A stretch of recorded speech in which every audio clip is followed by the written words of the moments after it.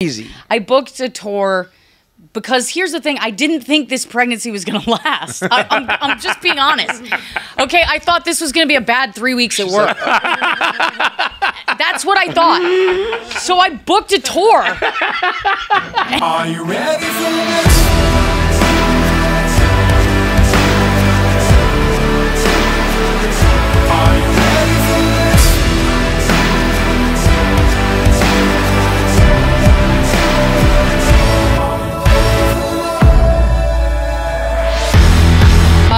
Can I just get a heads up if my bra is falling out of my dress? Because the bra, or I mean, jeez, so what is going on? A lot of Rosebud? moving parts. Like, are you carrying the baby in your tits? Is that at this what's point? going It feels on? like that. I'm only halfway done. I can't believe I'm halfway done. I have more of this to go. I mean, and I hate it. I hate it. I don't know. I honestly don't know how to talk to pregnant women. So, but I'm gonna put my head down. I'm glad I'm here on the podcast. You don't look that like you don't look pregnant. Yeah. Like, yeah, no. That's good to hear. Like, oh, it's Rosebud. Also, I don't know if it's just the angle or like if you're doing it, propping them up for Instagram as a bit, but on the internet you look. I mean, you call yourself a barnyard animal. I feel like one. My tits are like two torpedoes. They're it's disgusting like to look at at night. Some of the pictures are like porn star level. They're in insane. In person, you look like I have human. Yamanika Saunders titties. Who's that? On my body. It's crazy. You don't know Yam? You don't know Yam? One of the funniest comics you'll ever. But anyway, yeah, they're nuts, and I literally will. We just got back from Mexico. We were on our baby moon, and which is like it's baby moon, but really like. The writer's strike happened, and I was like, "We're going to Mexico." so I bought these tickets to Mexico, and I bought like 6 different swimsuits in like 4 different sizes because I was like, I don't know what the fuck I am anymore. And so especially like you're carrying it like just in your tits, so it's like the rest of your body's like as I'm the like, same when size is it's the always belly been, gonna get bigger than the tit? I'm just waiting for that moment when I'm obviously pregnant and I haven't just had work done. I was gonna say, are people just being like, well, people literally? I came how back much did your tits cost from winter break, and my friends at SNL were like, God, those residuals are hitting pretty well. I was like, I didn't do anything. I got nothing done. I swear to God. Baby, dude. And I just couldn't tell anybody for like 12 weeks. Right. Because I'll be honest, like, you know, I mean, I've said this on Instagram or whatever, but like Andy and I had been through a miscarriage. We'd been through all kinds of shit. We'd gone through IVF. And it wasn't, I had basically done IVF because I was like having a miscarriage kind of spooked me from the whole experience of like being pregnant. And I was like, I'll just put this on the shelf for a little. I'll like do IVF and then I can get pregnant whenever I want, you know? And the risk of miscarriage goes down so much because genetically these embryos are like the best we can do, right? We spent $20,000 on IVF and just fucking got pregnant. Regularly? Oh my God. By accident. Literally, I think maybe we'd fucked once that month. I really think, I mean, it was not a good month for us. And it was like, and it just happened. And I was like, this is crazy. These are like our last 2 fucking brain cells. Like, this is not going to be our best work. I'm kind of like scared to meet her. You have this perfect like foundation over here. Yeah. And you built a house like in the swamp. I know. I'm just going to, every time she fucks up, I'm going to be like, just so you know. We got our first drafts over there. They're in a freezer. First draft. Plan B in a different sense. You're a different sort of Plan B this time, girl. Did I use that right? First draft picks? Is that the best ones? Yeah. There we go. Sports. Didn't even Google it. While we're still in the body shaming aspect of this, what the fuck's up with your knees? My knees. They were the shiniest knees I've ever seen. Oh, yeah, yesterday? That was crazy. You know what it was? I think a screenshot of the Instagram story. I've never seen legs like really that. think that it was, yeah, you should pull that up. They are kind of nuts. But like, here's what happened. We were in the airport in Mexico, and this like 21-year-old Greek child turned to me and was like, "You look so pretty. How old are you?" And I told her my age, and she was like, "No." And I spent $300 on lotion that she sold me. So I fell for a scam. Yeah, totally. I fell for a scam, and Andy wouldn't stop making fun of me for it. And I was like, no, it really works. And I started using it on my knees while I was talking to him, and I was like, no, it actually does work. Like, I'm very shiny. I don't know if that's the point, but look how shiny my knees are. And then he was like, is one of your legs tanner than the other? So I can't fucking win. Yeah. But I think that's what it was. I think it was the scam lotion. The scam lotion. I was like, well, holy shit, I've never seen these like this. So when you figure out you got pregnant, it's obviously you're excited because you had gone through the struggles, but knowing that you just dropped 20 grand for nothing, right? Is there a part of you that's like, no, God damn it, or is it just a celebration? No, I mean, part of me was a little bit like, what the fuck? Yeah. But also, like, we had health insurance help us, you know what I mean? So it wasn't like health insurance covers, the WGA has like a fertility preservation, like they cover like 30,000, right? Whoa. So like we were covered, we were fine, but I was just like, that's so much money to go towards something and such a long process and such a pain in my fucking ass. Yeah. And then just to get pregnant the way that I got pregnant. I mean, did you like stop kind of caring for that one time that month where you're just like, yeah, I did. I mean, sometimes I think that's how it like stress and all that shit can play a factor in it. I think it's when you're finally like, well, this probably isn't gonna work anyway, so let's just fuck. You can leave it in. Who knows? Yeah, and then I think that's what happened. I think that's what happened because my niece came to visit, and I like had our niece with us for like a day and a half. She's like 2. Not even. And so we were like walking her around the city, and I think I literally must have dropped her off at my sister's house and was like, we're getting pregnant. Like, I don't care. You know what I mean? It wasn't like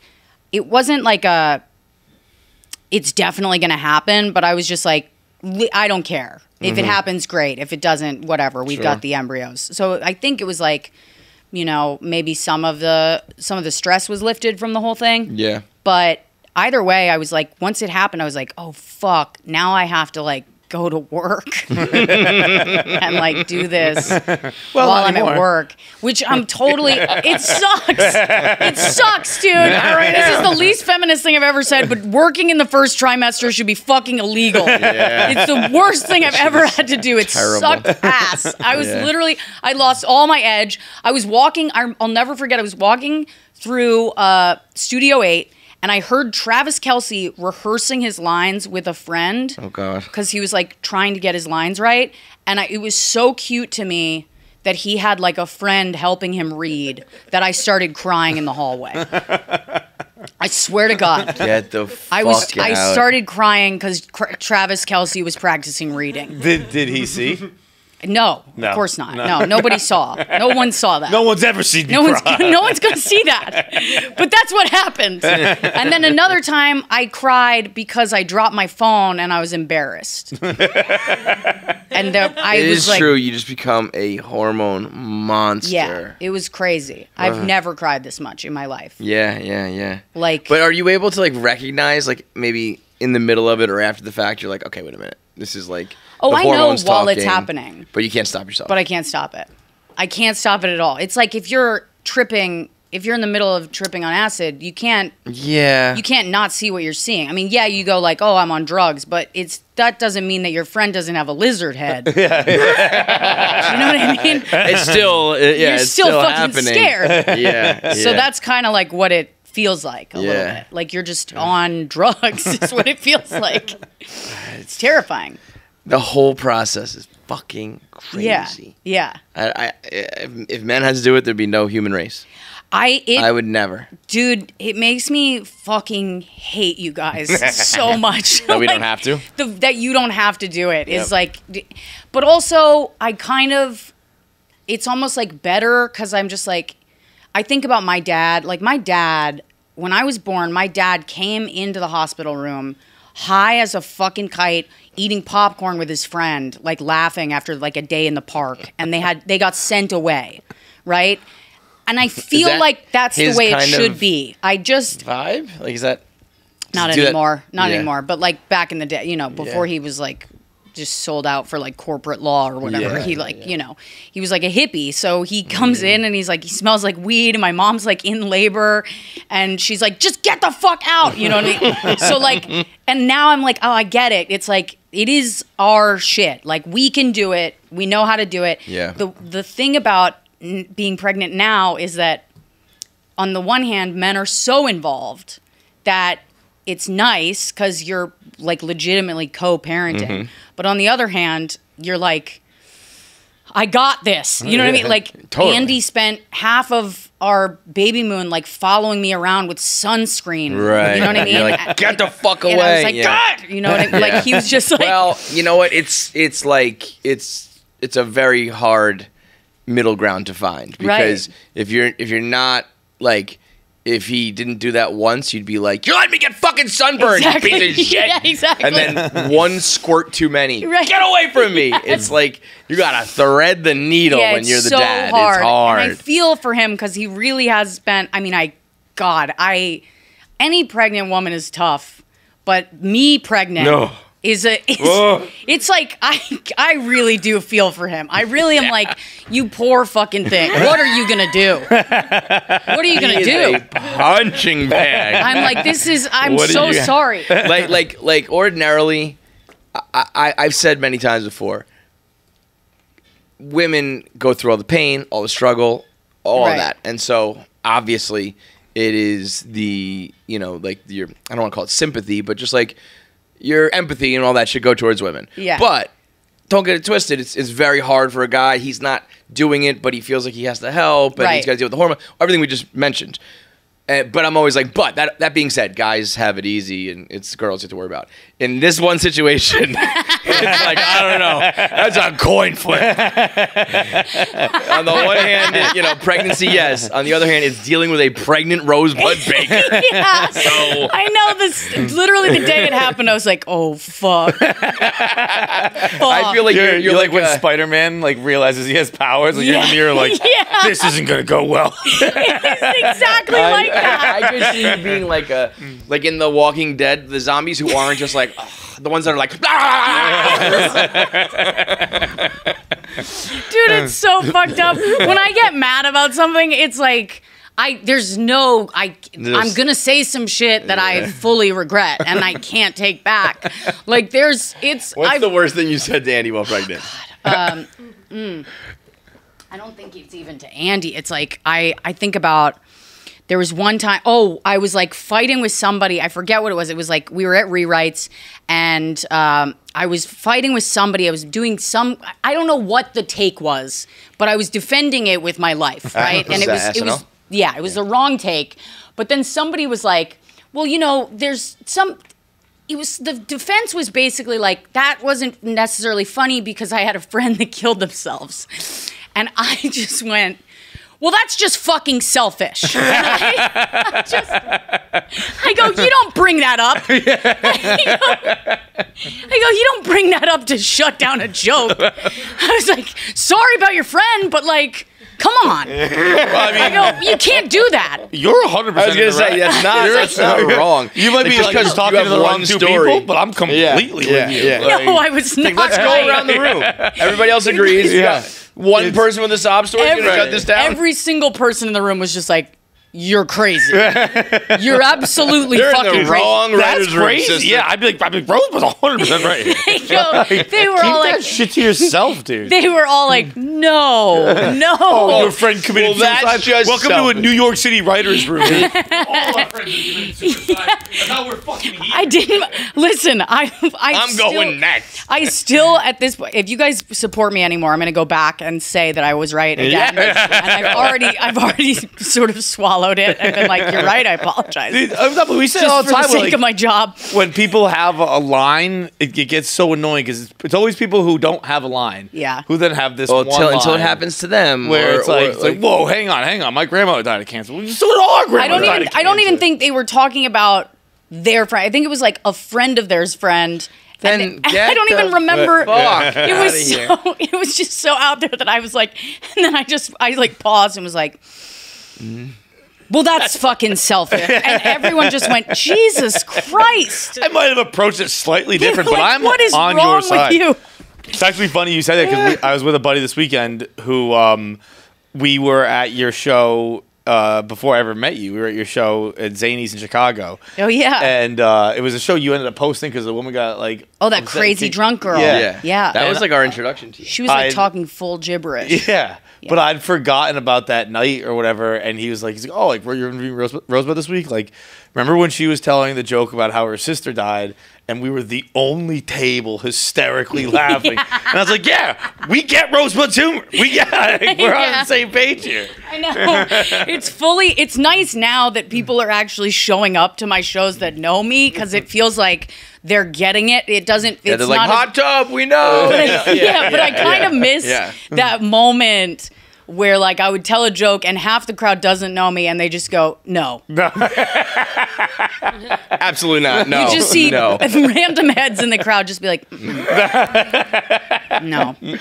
I think it was like I saw like on the YouTube, like it might have been like a recording of it was you doing that joke at the Cellar, but it was like almost like a recording of the recording kind of deal. Right. So I don't know if it was you or someone else's, and you were just like, this happened to me, not you guys. Like, yeah, you can laugh. Relax. Oh yeah. If I'm not crying about it, why are you? Oh right, cares? That also pisses me off when people get upset for you. They think they're being good people, but they're just ruining my joke is what they're doing. They're just making it about them. Yeah, right. Yeah. Being selfish. Yeah. It's their conscience or their whatever they. But I also now, I think I've gotten to a point now where I go like, okay, there's certain shit that people just can't really hear, and that's fine. It doesn't matter.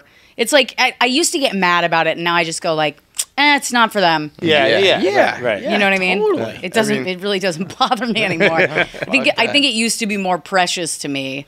Like if I told, because I'd worked on this joke and it was like, this was the perfect telling of it. And I was just so precious about all this dumb shit that I do. And now I'm just kind of like, it doesn't fucking matter. Right. What do you think made that change? I think probably working at SNL helped, because you're just constantly being asked to come up with ideas and you're like, I don't have any ideas left. Then you sit there for a second and you go, oh wait, I do. I have a pitch for that. I have a pitch for this. If I just like dig a little deeper, I have something for everything. Mm-hmm. So like my ideas aren't that precious. There's plenty of them. Yeah. Do you know what I mean? Yeah. So like I can always kind of come up with something. Right. I just need to like focus on it a little longer. Yeah. And I would imagine too also people being like, that's not like, I don't really like that, or my friend killed themselves. Like you hear it a lot more often. You're like, all right, fine, we'll scrap that one. Yeah, like, you go, okay, fair. Yeah. Fine. All right, another suicide. Yeah. Here we go. You're not unique. It's like the third leading cause of death. Fucking grow up. It's like, okay. But there's so much of that. We need something a little more. Come on. Right. Sizzly, And sometimes it's not even like it's like there's politics in a writer's room. So there's certain things that like somebody could pitch and it'll get a laugh, and then another person will pitch kind of the same lateral idea and everybody just goes like, do you know what I mean? Yeah. But like it doesn't, they're pitching kind of the same thing and just in different ways. And you just go, why did that? What the fuck? There's some. One's a man, one's a woman. I think there's a sketch. I forget what it's from, but there's some sketch where a bunch of writers are sitting in a room and they're pitching like letters for the alphabet. And they're like, and this one guy who's like a big shot is like, what about like K? And everybody just goes, oh my God, that's fucking brilliant. And then like this like random like new writer is like, I don't know, like D? And everybody just goes, okay. And I just kind of, it's just like hearing that sketch just made me like die. I was like, that's so much what it's like. I don't know. Writers' rooms in general, like, I mean, I guess you're doing a little bit now. They started a sketch show, but I mean, you are sharing. Wait, you did? I didn't know about this. Yeah, it's I great. don't. It's fucking very fun. I would prefer not to talk about with somebody who works for SNL. Oh, come on. No, we know how things are going. I genuinely think it's like very, very funny. I think someone of your caliber would watch it and think at least a couple of them are very funny. Okay, I want to see it. Can I see it? You can see it when I'm not around. I was gonna say, let's watch it right now with John. I've never seen it. Really? No. He refuses, and it's like I get that. Yeah. But it's getting rave reviews, and he won't even like engage in feedback or look at a comment or anything. Dude, I didn't know about this. I feel so stupid. What the fuck? Well, yeah, you're a dumb bitch. That's so... Wait, where is it? Wait, are you pregnant? I didn't know about that either. Yeah. Guess we're both making miracles. We thought it was impossible for both of you, but here we are. Here we are. Wow. It's crazy. John had several ones that didn't work either. Wait, where is it though? It's on YouTube. It's on YouTube? Okay, great. It's, 4 episodes in? 4 episodes in? 3 episodes. 3 episodes. Oh, that's 4 awesome. will be on Tuesday. And, right? No, we have a little time until episode 4, but right. We just do one a month. Right. Okay. Like, it's a couple of people who were here. And it's everyone's, like, secondary, funny, third man. job kind of deal. Some great. That's fun. Great stuff. Yeah, it's fun. It's very fun. They had one, like, I think the very first one was a gay couple, him and, you know Little Sassy's a comedian? Yeah, so he's the other guy, main guy in it. And they adopt a baby, and they thought they were getting a black girl. And they get a white boy. I forget. And they're trying to be... I don't want to talk about it. They get disappointed? But they're trying not to be, but they're like no, it'll be fine. You guys have taken a hair class already? But we wanted a black one. We wanted a black one. There's that. There's well, I don't want to put you. You're just dying. You're about to explode. Yeah, I know. You really are folding in on yourself, literally. But it's him, Lil Sass. He's the producer, Pavs. That's awesome. And then a couple writers. And it's like when we used to blog, it's certainly not the same as making a skit, but it's like you did it solely yourself. You found the topics, you found the pictures and the videos you were going to use, you wrote the jokes, you wrote the story, and you published the story. And no one even fucking edited. No one looks at it. I never got any sort of feedback other than like assholes in the public, but that grew like if I think something's funny now, or I'm like, what about this? And someone's like, I don't know. I'm like, fuck you. Fuck you. That's like, fuck, nah, right. You know what you're talking about. You get like, so upset. A whole room of people like, this is my joke or my premise or my episode, pilot, sketch, whatever. And then they're like, well, how about if that was like a girl instead or something major? I'm like, No, like fuck you. Right. That's a skill in and of itself is to be able to. Yeah. Because I'm sure that's if you listen to people and take the best of all ideas, that's when you have like the real magic. But yeah, I mean it's hard. It's hard to like say an idea out loud and hear like 5 to 6 people just give you nothing. They just avoid eye contact. It's like so much worse than bombing on stage to me because I'm just like. Well, you guys, I can see you. I'm right here. I'm at the table. Do you know what I mean? I'm like, come on. And then you could try to say something to save it, but most of the time that doesn't even work. Yeah. Because you bummed everybody out. I was just joking. It was not a real idea. I'll say something every once in a while. I'll say something and it eats shit. And then I go like, all right, sorry. And that gets nothing too. And I'm like, what the fuck? Come on, you guys. Come on. Something. Yeah, I'm like, give me a chuckle about how much I bombed. Hanging give me on here. Something. Yes. It's fucking hilarious. Yeah. So it was hard to like go like into that every day and also be pregnant and not tell them that I was. Right. Because I was so emotional every time something didn't go. Yeah, I'm sure. Before I start these ad reads, I want to say that it's 1 o'clock in the morning. I'm in Amsterdam, and I got up to come to the hotel gym to come do these because it's the only place I can talk loud. So you better buy all this shit.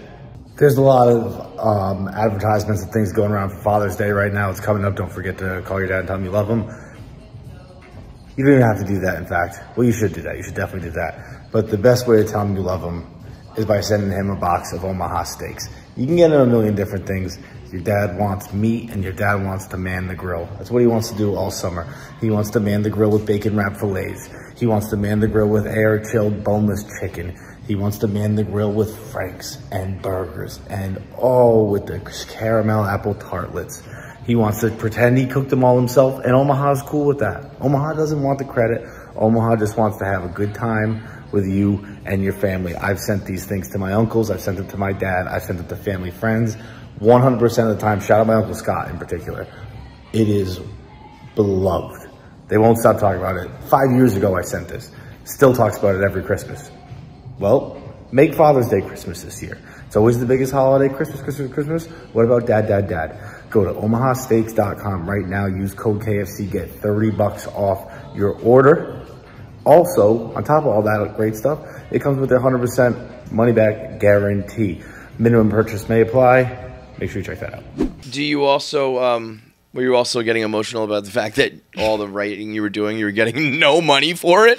God no. damn, you guys need to strike. Here's the thing. I get what you're saying, but SNL is striking mainly in solidarity because we do get residuals. We get it, but the people that work for the streamers, like late night writers have it good. Like we're basically still on this ancient. So you guys kind are just of doing it for the little guys, really? and like thing where we're still getting paid a livable wage. Cool. But anyone who works for HBO Max or So you're on Netflix vacation, or then. yeah, I know. You're just like, tell me when that works out. I'll be on my pile of money over here. I mean, we still got to picket and all that bullshit, but it's like you've done picketing, I imagine. Yeah, I've done that. I mean, you can't like get out of that. I'd be like pregnant. I can't pick it. You can't. I literally. And what do they? I saw You're one like it's like scheduled. Yeah, really. They like make sure you do it. You have to sign up. What happens is show like, up. so will they like watch you? Like we need evidence or something.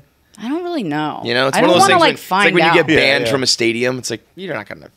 I can come back to the stadium. Right. Like how are you gonna enforce this? You think that, but then you go like, I don't know. What if I'm like the person? The one person. Yeah. That It feels like I didn't- would be like the person that got caught. Do they have the rat out there? Yes. Yeah. I thought that was a rap for like people that work with their hands. Yeah, it was.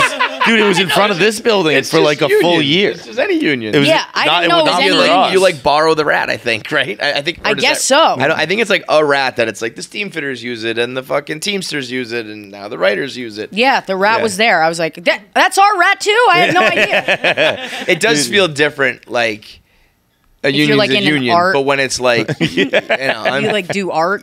Like, It just feels like right, give this to the guys in overalls. Right, I need a livable wage because I'm like inside of a like natural gas pipe that might explode. Yeah. These guys are like writing funny jokes and want money for it. I'm like, we should Feels just get different. like a big minion. Yeah. Like one of the minions. Yeah. And just leave How that. about That should be our just a union. giant Brendan Sagalow. Just, Well, that would take writing. Just kidding. Love you, Brendan. Do you with the whole strike thing? We've talked about it probably more than we should on the show. Like, what do you think about like the AI?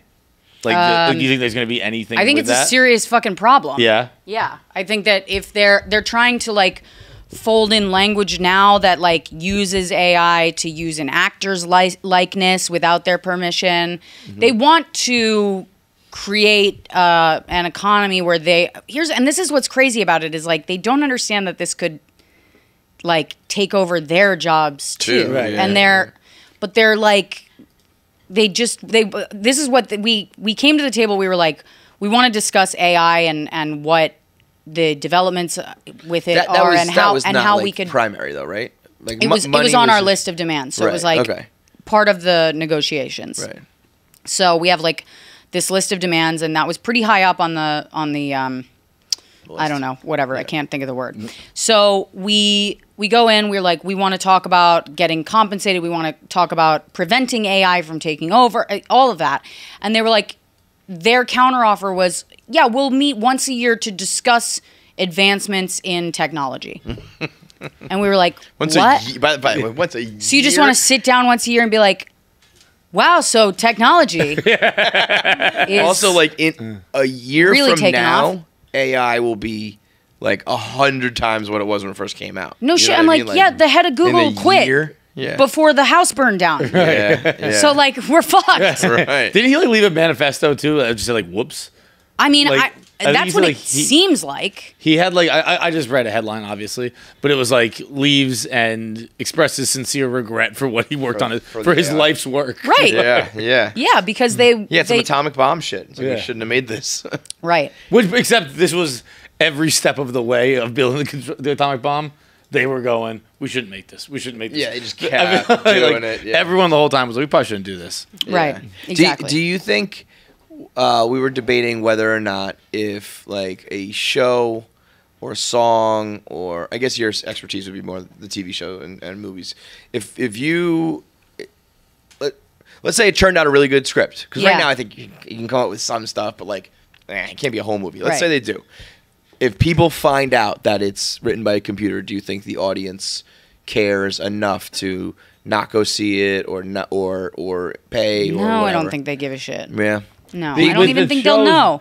With music, I don't know. With music, I'm always thinking the TV movies is a difficult one because it is like that. What I've said is like I still need I need the human element. I need like if you tell me a song was written by a robot, I'm like, oh, I don't really care. But if I'm in a show or a movie, it does still have the human actor. So like there is still a human element to it. So I don't know how I'd respond to that. I guess because it's like right now, except for a few shows and a few writers, showrunners, you don't know who writes them anyway. You know, so they could just put like Joe Smith and Susie Q on the credits, and it's written by a computer, and you don't know or care. Right. But I wonder if knowing that after the fact, if you were just like, I found out that season 2 was going to be written by like computers, our generation, but I think the next generation they've already isn't going to give a shit because they weren't raised like the way that this generation was with like human creation. Right. Of I'm even content. thinking about my own kids. Like, I don't even think they'll grasp the concept of why like the human element is a thing. You know, or like, why that's important. Right? They're just like I like the thing. Yeah, I mean, I liked what. There's like a song that Drake didn't AI make a Drake song or something? Yeah, and it's like it was like really good. He put out a real song and an AI song came out around like the same time,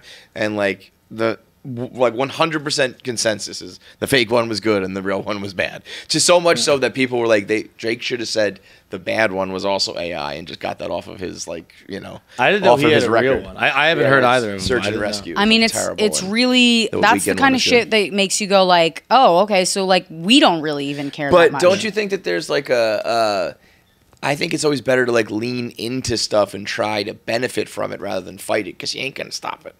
AI's not, unless you have like if you could just agree in paper to say we're not going to use this, but like I don't know that contract expires or people are gonna use it. So I think you're right. I think people are going to use it. I think it's going to, but I do think that if there's some kind of like regulation of it, then I think we're better off because I do think the economy is like already in the shitter. Like if all of these jobs disappear. And it's like Rome is falling. Yeah. You know what I mean? Like, and we're just handing it all over to like, and I'm sure there's people that are going to be like, but this is progress. And it's like, yeah, yes, okay. Kinda. Yeah. Like, not real. I don't know. I mean, it is. I would, it's technological progress. It's not civilization progress. It doesn't feel like I guess, like the benefit theoretically, if AI could, like TV is not getting better because of AI.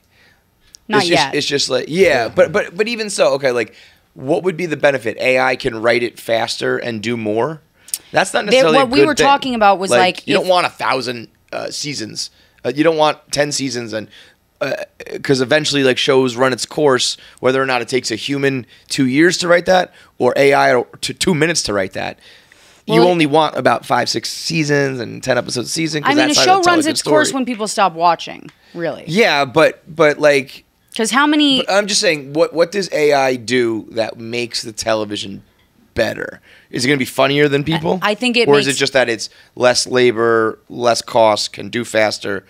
That's really what it's about. And so it's not about better for the audience. Right, that's what I mean. It's about better for the networks. The networks, yeah. And cheaper, so like all... What they could do is have AI really write a full script and then bring in 2 to 3 writers to like punch it up or change it and pay them absolute garbage. Right. And then... But I guess so... Turn it basically into a gig economy. When EasyPass gets rid of all toll booth people, I'm like, that sucks. But... the world and the consumer very much benefit from being able to just fucking go. And there's no more traffic anymore.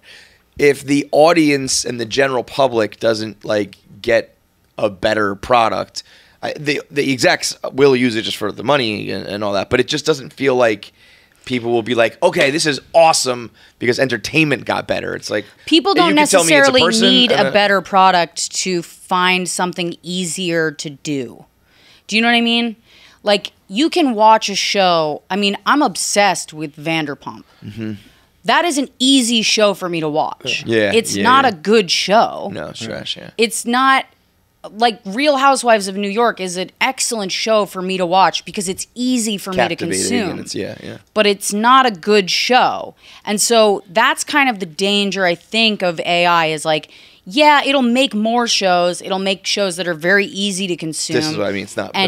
And you won't necessarily be thinking about like, is this like a quality thing to feed my brain? Yeah, if somehow all of a sudden AI turned out in 1 year they wrote like a Breaking Bad, Sopranos, Mad Men, all in one section, which basically was happening in like the mid 2000s. Like all writers just did that all like from like a 5 or 10 year span. If that was happening, I think people would be like, AI is the best. All of these TV shows are awesome. But if it's like just the same, worse, yeah. I don't think it trickles down to the consumer, unless maybe it's like, okay, now Netflix is only like $1 a month, right? That could impact, yeah. But like, what is how does it get down to the public? I don't see in the writing. Everywhere else I get it, but like in something like entertainment, I don't really quite get. I think that it's. I really think it is what I. Obviously, I don't know. None of us know. Yeah. There's nobody's got the answers to this. But I do think that that's kind of the danger of it is like you get a ton of content, which you're already getting because they're pumping out shows like from writers that we're working harder than we've ever worked for less money than we've ever made. And I say we, I'm not including late night writers. I'm talking about writers as a whole. Yeah. But like for less money than we've ever made before. And these rooms are lasting for like 2 to 3 weeks. They're pumping out like 8 episodes or something, and they've got like 6 writers in a room that should be 12. So you just got people like really kind of doing what AI would do, and you're not necessarily. Not every show is going to be good, but you have writers that really care about the quality of what they're making, right? And I think with AI, you just are going to have like it's about quantity, and AI and shit can do like sarcasm and like it would know to write a callback and shit. Like it's on that level. It's crazy. Yeah. I've never read an AI script, so I say that I'm assuming that's true. I don't actually know. Right. Your bra's hanging out a little bit. I was just about to stop you. Yeah, the bra. Oh, thank you very much. Appreciate it. We were kind of talking about something serious. I didn't know if I should interject. No, I did. I appreciate it. I was gonna be awkward enough. I asked for the heads up. I know. Thank you. As soon as you said that, I was like, I hope Jackie speaks up because I'm not gonna. Your bro's hanging out. Your bro's hanging out. You didn't see it. I couldn't see it. That's something you should say. You couldn't. You know what? It's crazy because my boobs really they'll just get out of breath if they're held in for too long. They sort of come up to gasp for air. I was like, what kind of hole in your titties? They really. I do. Jesus Christ. I was like, dude, for the last 5 minutes, I've been like, not 5 minutes. But, Has it been 5 minutes? No, it's just been whatever. It's not been that long, but it's been all into my head. And the bra, this is the worst part about it. I don't even give a shit about people seeing the bra. It's just the bra itself is so... The bra looks like it's a mother bra. It looks like it's from the 1940s. It's really, that's because it is. Because it's basically like the underside of the Brooklyn Bridge. I'm truly just taping shit up at this point. Turo is the world's largest car sharing marketplace. As I have mentioned a time or two, I am in Amsterdam right now, and let me tell you, I wish Turo had hooked it up because there are cyclists everywhere. Fun fact that I learned while I'm here, there are about 900,000 residents here in Amsterdam. There are 2 million bicycles. They need Turo. Unfortunately for them, it is only available in the US, UK, Canada, and Australia right now. But all of you folks can take advantage of that. Get very lucky. You can get an SUV for a little road trip. You can get a car to bop around. You can get a truck to move. You can test out an EV. You can do whatever you want with Turo. You can even get a vintage car or something a little fancy for a classy occasion. Okay, go to Turo.com right now and find your drive. Forget boring rentals. That's Turo.com. Of course, terms, conditions, and exclusions could possibly apply. Turo.com. Find your drive. You mentioned VanderPump. And yes. I heard Andy Cohen was here today. You're with the bad guys, right? I went to go see Tom Sandoval. Is that so? I sent you a DM. He's like Public like enemy number one. caps locks. Like, what is the reason? I don't even know what I'm talking about. I just had. You just knew I was in a bad place. I just knew some girls were like, "Why is Rosebud there?" And I was like, they were messaging you. I was like, so I was like, "What is the reason?" It's so funny to me that they don't get like. Because it's funny. I don't really care. Because I'm like, this is a distraction from my life. It's not my life. What the fuck? Are you just a fan of the show and went to We would watch the show every Wednesday while we were waiting for picks to come out, while they were like choosing SNL, like choosing the script. So we would do table read, and then we would go sit in my office and we would watch Vanderpump Rules. And I got so invested in this whole story. And I'm like, it's crazy to me. These are just like, they're all alcoholics. And they got invited to the White House Correspondents' Dinner. I'm like, this is crazy. If I could have kept drinking, if I had just kept drinking long enough and been on a show, I could just go to the White House Correspondents' Dinner. What the fuck am I working for? You are, I bet you producers look at you like, you know, it's like the kid who's like athletic but didn't play sports. Like, oh man, what could have been? Like if that bitch just drank and was a waitress, we could have made millions off of her. Yes, exactly. You think what, like Stassi is tough? You think? Watch out. Oh my God, we had Rosebud, Lala. I mean, every fucking bitches, word out man. of Lala's mouth, I'm just like, I love you. I love you. I can't help it. I truly like. I got so invested in this show, and then when I saw that we saw these clips, we have I wrote a sketch called Vanderdump Pools, and it was like it was just a stupid fucking sketch that didn't get picked, and I like it. it was so stupid, and what was the premise? It was just the same drama from the show, but it was at a fucking public pool, and these people were. It was just like a fucking mockery of the whole show. Yeah. So I wrote the sketch. It didn't get picked, and I started a chain with everybody. Or I don't know if somebody did. We started a full text chain with everybody that was like that would watch the show every Wednesday, and we called it Vanderdump Pools. And so Jimmy sent everybody this like Instagram clip of somebody had gone to his show in Long Island and was like showing the empty seats, right? Just like him performing his heart out to an empty fucking theater. Yeah. And I was like, dude, he's coming here. Like, we have to go. Yeah. I want to go see this man's traveling karaoke project. And I want to see it. I want to see it perform to an empty room. And here's the thing, is like, I guess a bunch of people wanted to see him perform for an empty room. Yeah. Because he did pretty okay when it comes to ticket sales. I mean, he didn't sell out Gramercy, which is like not the biggest theater. Yeah, okay, sure. Like come on, you know. Does he? Not that hard to sell out. Does he sing? He yeah, he sang. He sings the whole time. He sings. I mean, he does what he does. You could argue too much. He sings. He sings every song in like a different accent. Like it's so funny to me. Like he sings like he does like the "I will walk 500 miles" like in a Scottish accent, like in a fake Scottish accent.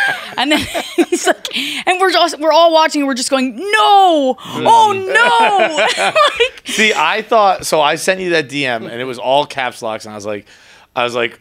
She might not know that I don't care about this, so she might think like I thought maybe you were friends with him because you were backstage and stuff. No, we got there and somebody came to us. I guess somebody found out that we were with SNL, and they came and they gave us these backstage passes, and so we were all like, I mean, what are we not gonna go backstage? Yeah. So we went, and obviously he comes out no shirt on. We were all just like, no way. What's up, Tom? See, it's awesome when you meet someone and they are exactly who they are. Yeah, that guy is fucking. Yeah, I mean, listen.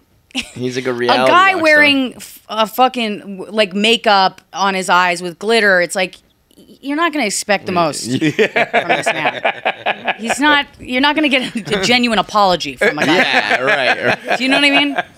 It's just like he's wearing glitter. He's fully wearing like he's dressed like Harry Styles. Yeah. Like 40 years from now, basically. I mean, it's wild to watch. And it was just funny to me because I just started spewing like shit. I just started being like, yo, we wrote a sketch about you. And everybody was like, don't say that to me. Yeah. I was like, it didn't get picked, but it was funny. We crushed you, man. But I was like, it was really funny. It was called Vanderdump Pools, and it was just making fun of your whole life. Anyway. Vanderdump didn't get picked, though. It's so stupid. I was literally curling my hair one morning. There was no idea, by the way. Just the name. It was just Vanderdump Pools. Came to my head, and I was like, there's probably something there. And then we just wrote a sketch based off of that, and it was like trash. It was trash. And here's the thing: we had graphics make up like a whole. We had like graphics make the Vanderpump Rules sign, but with the cast heads on everybody, on like everyone's bodies. Yeah. And even though it didn't get picked, I had graphics printed out for me so that I could put it in my office and hang it. And so now when people come in, they go, "Oh, what's that from?" And I go, "I never made it beyond table. Never even made it to table, actually. Like, we didn't even read it out loud. But that's how bad it was." So does something like that, though, like if you talk about it now and like we laugh about it, could it like get a second wind, like a cult following of people being like I think if you told your following about it and people were like, Vanderdump Pools is fucking funny, that like the powers that be would be like, all right, like there's a, I mean, every sketch that I've tested it, so like a focus group. I feel like every sketch that I've ever written that didn't get picked at SNL, I'm like, I save it all in like a folder, and I'm like, well, if I ever get a sketch show, I've just got everything I want to write is like right there. But I don't. It's never really a loss. If it goes to table and it gets laughs, I feel really happy. I like don't care so much about if it makes the show. You get paid. If I make the other comics laugh on Wednesday, I feel really good for the rest of the week. I don't feel like my week was a waste. If you write a million skits this year and none of them go to the show, does that affect your money? No. No, I get the check clears. No matter what, yeah. Now, no matter what. But will they be like, I mean, Rosebud hasn't written a skit that's made it to air, so they'll probably be like yeah, she's got to get something on it. Okay. But it's not like, if you don't hit 20 in a year, whatever. It's just, it could be 0, it could be 1,000. Yeah. You get paid what you get paid. Pretty much. Until that's contract. Yeah. Right. Yeah. Right. Exactly. That's the kind of deal you need. Yeah, that's like what writers lived off of. It's like you'd get one job, that job would have its off season, and then you'd get residuals and that's what we live off of, is like the residuals. And streamers don't pay residuals, and their rooms are shorter.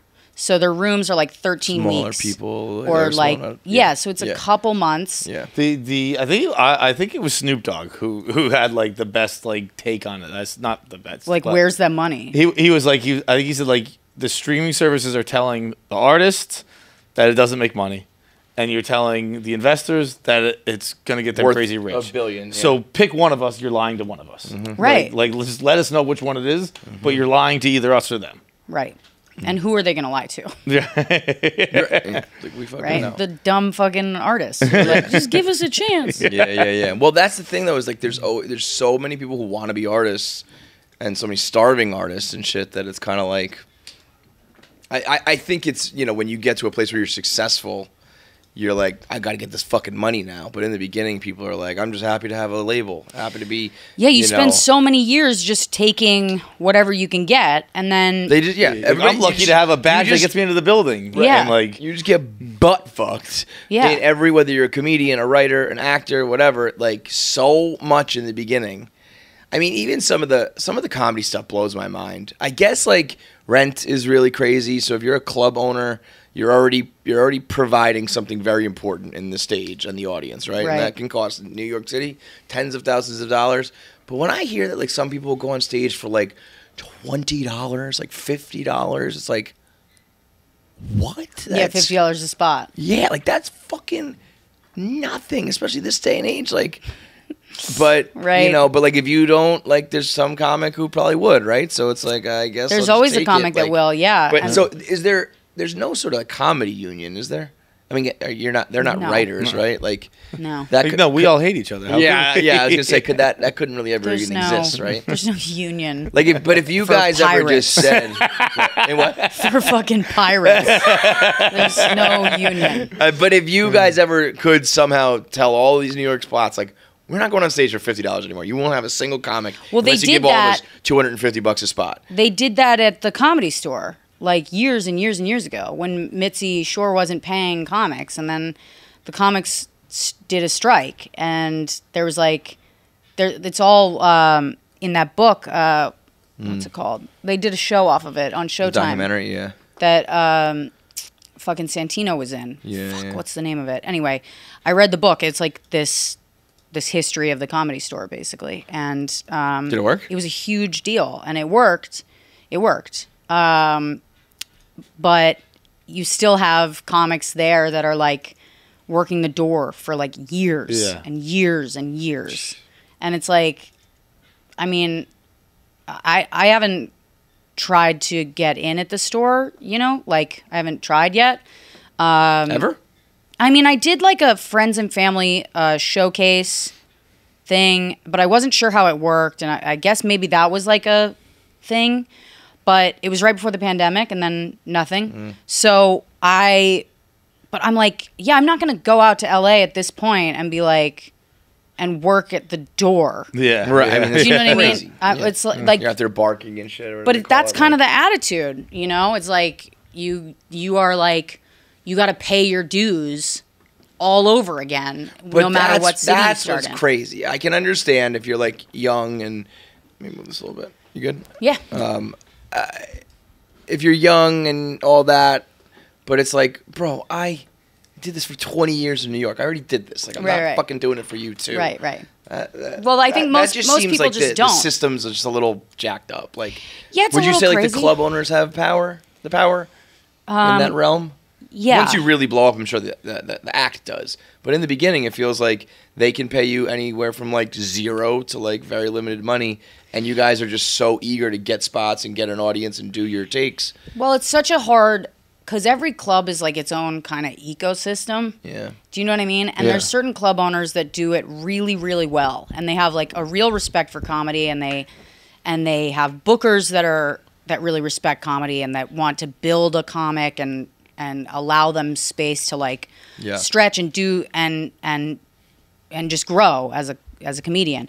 Then you have like these bookers that, and this is always, I've always said this, but like you get a club where this is like a tricky thing where an owner is doing really well, right? And the club is like, comics are loving it. It's a good hang.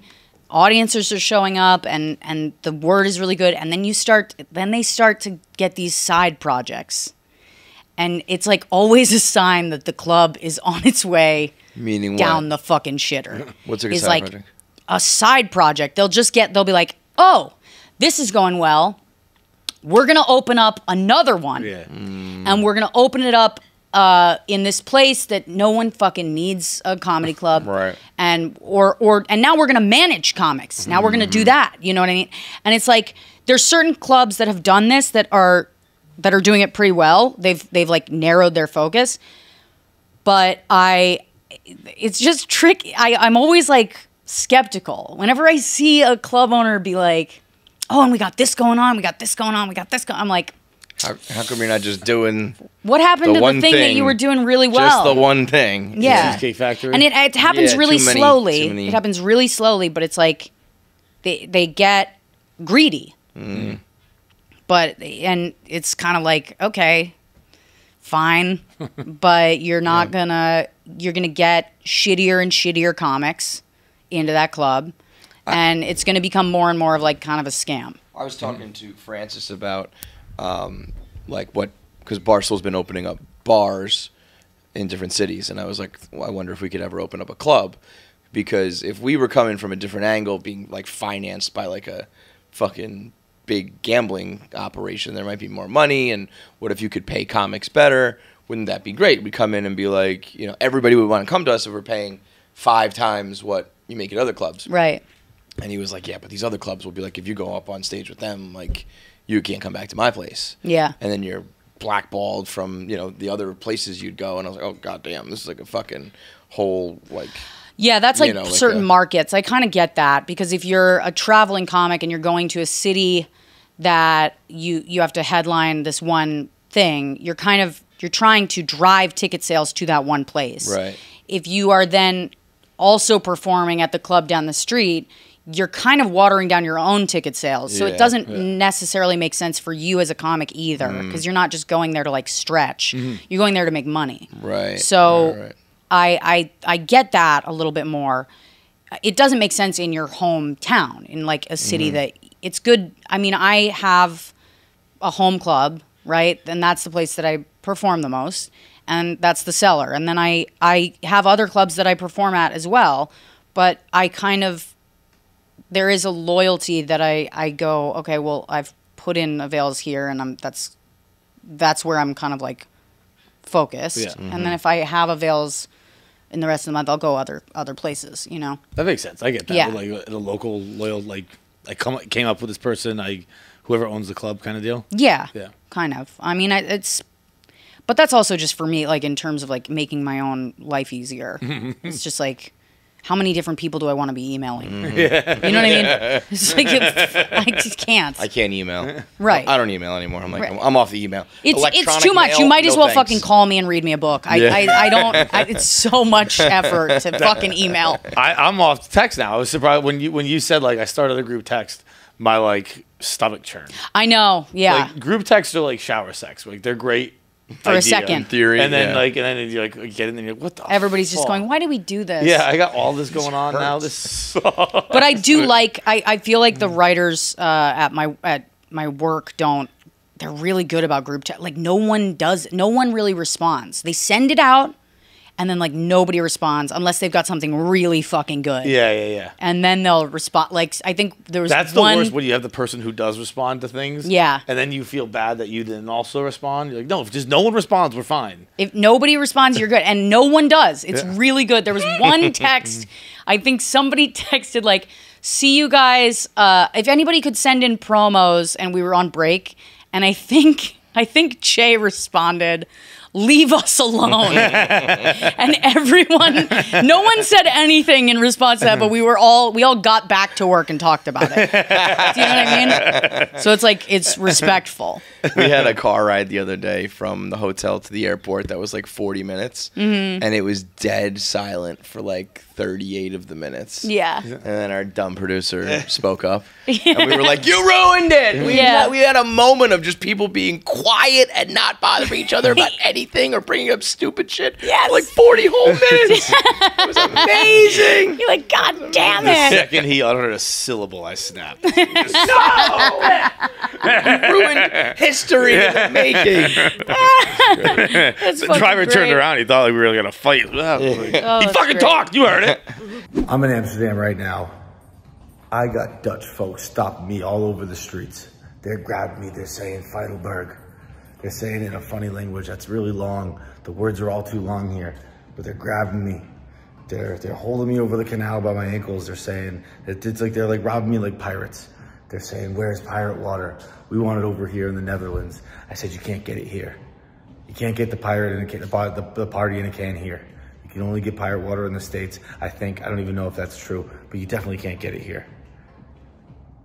Everyone wants it. Only you can get it.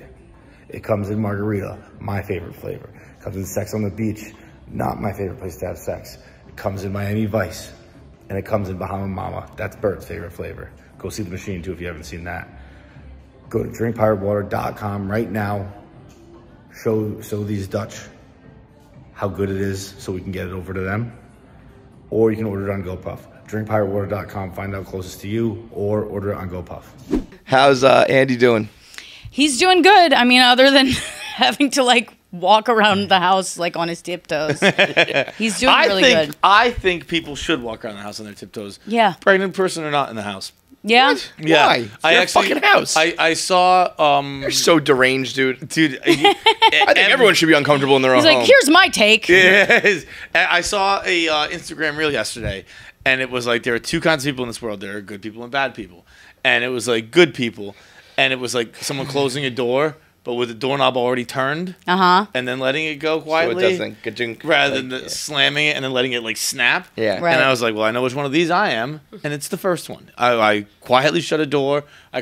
And the one that always gets me is people on the Amtrak when they close the top thing, they let it snap, and it's so fucking loud. And I think everything. So you're one of those people who's like really irritated by loud noises. John's irritated by anything. Yeah. Everything you do. Yeah. I think it should be in like I think it's Mission Impossible where they're trying to break into a thing where like they're also measuring sound.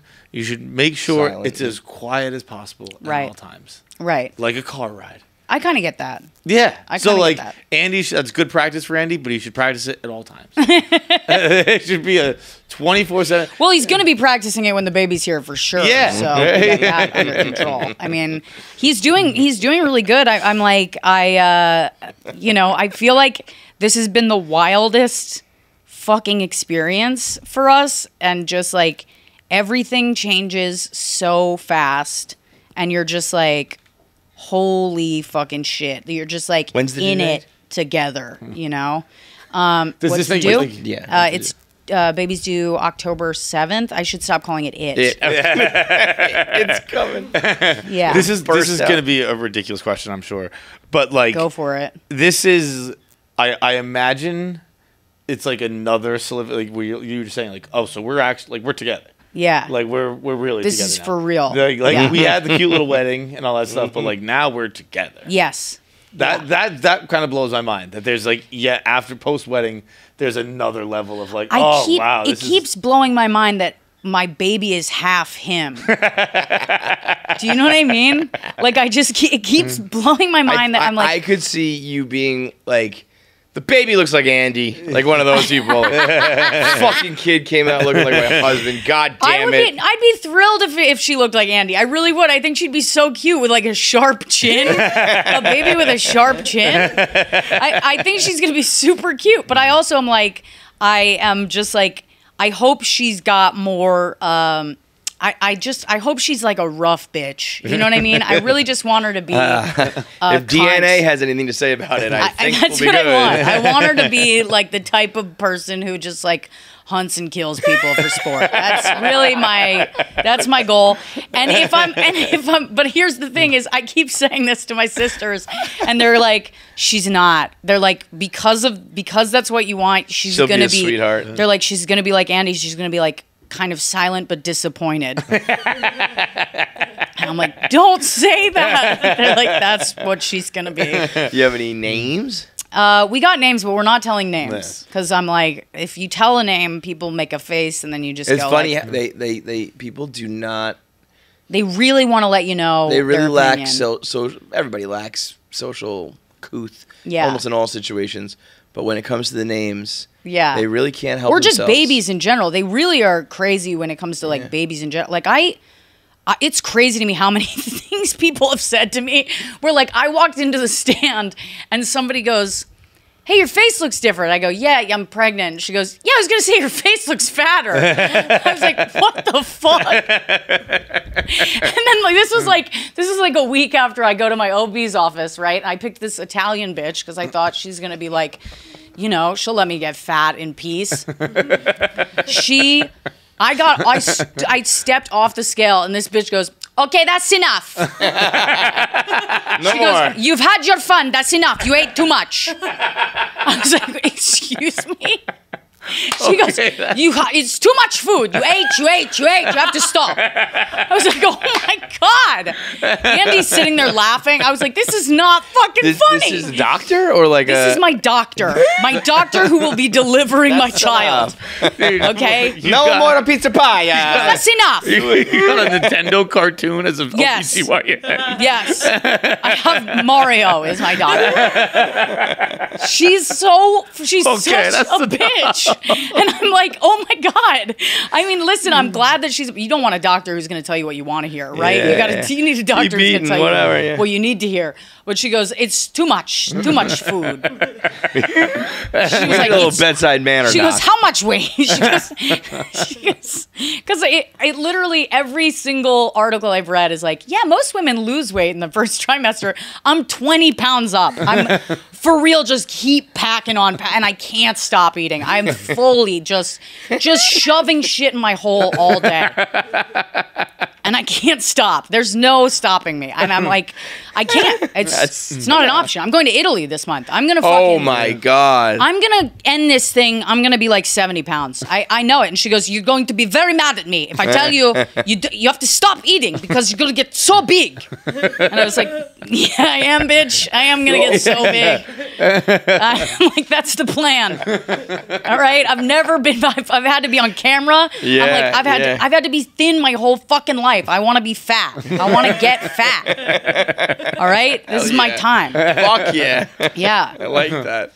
What are you going to... And then, so, you think you will change as a person? Like, you think your comedy will be different? Of course. I mean, you think you'll be, like, less of a... I don't know, cynical bitch. Yeah, I mean, I kind of already feel like a little less soft. I mean, I did fall for a scam at the airport. Yeah, that's how you know. But I don't. Old Rosebud would have like spit in that guy's face and punched him. Truly, I was like, it was crazy how easily she got that money out of me. But I don't know. I think probably I'll change. I think you have to change somewhat as a person. Yeah. I mean, unless you're a true sociopath. Yeah. But I am kind of psyched to see what happens. Yeah. You know what I mean? Yeah. Listen, I haven't had a suicidal thought in like months. No way. Let's Which go. is crazy. I know. It's crazy. Right. Not even like a funny one. Just none. Pretty much just Here I am happy living, to be here. just living my life. And that's wild. Put that down my ideas book. Yeah. Put it on my to-do list. Get pregnant. Yeah, exactly. It's weird, like how it immediately changed the way that I was thinking about shit and the way that I kind of think about my career and the importance of shit. Definitely. It kind of changes shit up. It's like, oh, this is what it's all about. Even though I haven't met her yet, I don't know what she's gonna be like, but I'm. God damn it, my tits again. Do you remember what your exact Instagram story was? It was like, I'd give whatever to shave a pound off of each of these titties. I'm literally a barnyard I think I said I'd right make now. a deal with a sea witch. Yes. I would make a deal with a sea witch to take a pound off of each of these titties. I'm a literal barnyard animal. I was fucking cackling, howling, laughing at that. It was so. I'm just on the beach, just like. Just fucking huge, and it just feels like. Spilling over. And I'm not even halfway done. I just keep going. Oh my god, I have so long. And to the go. worst part, you got to go through the summer. I know. I'm gonna be sweating. Like, you'll be like getting into your third trimester, midsummer, dude. Late summer. Ugh. The sight of I swear to God, I really have to work on this because it's like, it is really hard to watch your body just go from like one thing that you recognize to like, oh, this is just not mine anymore. Yeah. Like, I'm just sharing this. It sucks. You just go like, I better fucking learn to like something about myself that is like from the inside, because it's you got to start to love whoever you are. Dangerous proposition. Because it's like this is not for the faint of heart. This is fucked up. I should have gotten a surrogate. This is absolutely bullshit. But I am trying to like embrace it. People are just embrace it. I'm like, you fucking embrace it. This sucks. I haven't taken a smooth shit in 5 months. Okay? I sit on the toilet and I fucking scream. I just scream every day. It's so funny, 'cause I was just thinking how it's funny that like we've kind of watched yours and Andy's relationship. Like, you guys, you were one of our first guests. You are our very first guest after the pandemic. And you and Andy had like kind of, you said, I think you guys had just started dating, but you were like, but we go really fast. Yeah. And I think your line was like, we're two recovering alcoholics. Like, everything goes in warp speed. Yeah. And like now to watch you guys pregnant, but the first story you told was when your Diva Cup. Yes. Yeah, just on the toilet screaming. Oh, yeah. I mean, we're kind of prepped for this, you know. We're kind of prepped for it. I can't even. I would love to like have a camera just following around Andy, like it's early in the morning and the birds are chirping. He's like making coffee and he just hears from the bathroom like, ah! And he's just like, this is what's so sick about it is like he loves it. He just loves to see me crushed by the weight of this responsibility. He loves it. He's just like, oh, is it a tough day for you? I'm just like, shut the fuck up. He like loves it. Oh, I love it. It's great stuff. We'll have to get him in here too. So yeah. And you're on the road still with all this. Yeah. I mean, crazy. I booked a tour because here's the thing. I didn't think this pregnancy was going to last. I'm just being honest. Okay, I thought this was going to be a bad 3 weeks at work. That's what I thought. So I booked a tour. And I wasn't going to tell anybody. And I was like, well, I'll lose it probably. That's what I thought. And so I booked this whole tour. The and Chuckle now Hut in Indiana? But yeah, probably. Yeah, I was like, most likely. Sure, book it. I truly didn't think it was going to work out. I'll tell you what, your pregnancies have made me laugh. Andy's joke when he told your Christmas gift, I'm glad you're finally making good on that card. Is such a good joke. It's so good. I hate him for it. It's so good. I wish I was like, it's just, I mean, it's a joke that only he could tell, but it was so good that it pissed me off. Rosebud, it was please. like, okay, I mean, I should just let him tell it, but it's like a, fuck. He goes, yeah, so my wife, for Christmas, she got me a card, and I opened up the card, and it said, congratulations, you're going to be a dad. And he's like, and then she miscarried. And she never got me another present. He's like, her a because the whole audience just goes like, oh, and he goes, I know. And she never got me anything else. All I had was a fucking card. He goes, I got her a Patagonia jacket. Yeah. He did. I forgot about that. Yeah. That special, I love that special from Andy. Yeah. That one when it's the same one where he's talking about going to the I don't know, is it astronaut, the NASA Hall of Fame? Yeah. And then the people in the Challenger are in it, but some people who have been to space aren't. Yeah, and they never went to space. He's like, come on, I mean. Space Hall of Fame, guys. I know. He's like, you're such a dick. I love it. That intro, that whole thing is great. Yeah. I love that special. Yeah, he's great. He's very funny. He's a funny guy for a man. All right, well. Like, a funny man. It's so crazy. Don't see those often. All right, so you can get tickets to go see Rosebud on the road. Yeah, come see me on the road. RosebudBaker.com. I'm everywhere this summer, pretty much. If the writer's strike ends, SNL gets cooking again. How long do you think it's going to go? I honestly think it's going to go... Last one went 107 days. I know, and that was like a much smaller list of demands. So I feel like this is going to go longer than that. A year? I feel like I'm going to have a baby before I'm back at work. Really? Yeah. All right. Kind of nice. Well, I'm going to have a baby before I'm back at work anyway, pretty much, because we start in October.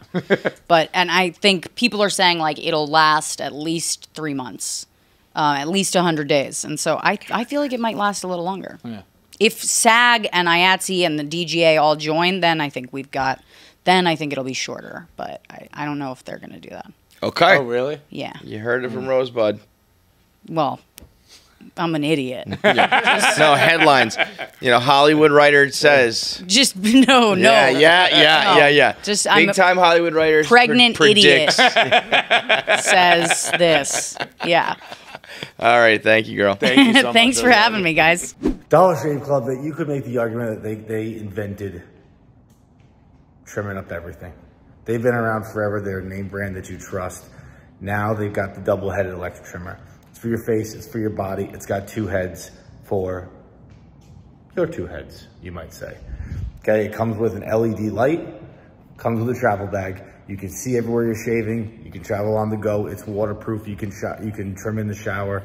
It doesn't matter. You can do whatever it is you want with this thing as long as whatever it is you want is shaving either your face or your body. Also, important part, it's got 90 minutes of battery life. I don't know if anyone's ever run out of battery because the cords, the charges of these things, hard to keep track of. 90 minutes of battery. You could shave from now to the moon and all the way back. The double-headed trimmer, DollarShaveClub.com. Double-headed electric trimmer, DollarShaveClub.com right now. Use code KFC, you get 15 bucks off. The double-headed electric trimmer, DollarShaveClub.com. Code KFC, 15 bucks off. All right, yeah. I mean, the Mets to me are. Last year was like Last year I had to actually take a step back and like check myself on what the Mets were doing to my life. It was like an unhealthy year for me because of them. It was great. It was the best year. Like it was the best year ever. But this goddamn fan base was like so many people complaining and so much negativity. And I was like, bro, we got the money, we got these players, we're having our best season ever. Steve Cohen is the best thing that ever happened to sports. He's the best. He is legitimately the best thing that ever happened to me, I think. And I got 2 kids. It goes Steve and then them. Yeah, dude. They like when they were doing their push to the playoffs last year. That last series they were in Atlanta. Yeah, I got like a random hit up by like some company that he wanted to host a watch party. And he was looking for somebody to host a watch party, and somehow word has gotten to them that I was like a Met fan, and they asked me if I would do it. And I had like a weekend of dates, but they paid a ridiculous amount. They were like, whatever they're paying, we'll times it by 10. Yo. And then I went, and it was literally just at a bar. It was literally just me drinking at a bar watching the Met game. Like that was it. Paid. And then it would go to commercial, and I would be like, "Let's go, Mets!" And they would be like, "Good job, good, you're doing great." That's fucking amazing. I've heard stories from Chris DiStefano, who's done.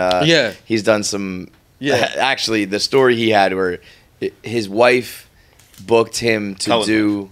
Yeah, Cohen's wife. Yeah. Oh, Alex, his birthday or something. Yeah, and they were throwing food at him. Yeah. It was just a bunch of like billionaire fat cats making fun of him. But yeah, I mean, Steve Cohen. Yeah, I think DiStefano was a Yankee fan. I think he had to convert. Yeah, bro. He became so cool with Cohen. Line right now. He's like, I'm Italian from Brooklyn. I'm a New York Yankees fan. But the Cohen's like, who's writing the checks these days, Chris? That's who you're a fan of. He had to convert for sure. I mean, I don't blame him, man. Yeah, I remember like one time I was at the game, just bought tickets and went to see the game, and I see like on the jumbotron they just got DiStefano in a and he's always suite, awkward. And I'm like, what the fuck?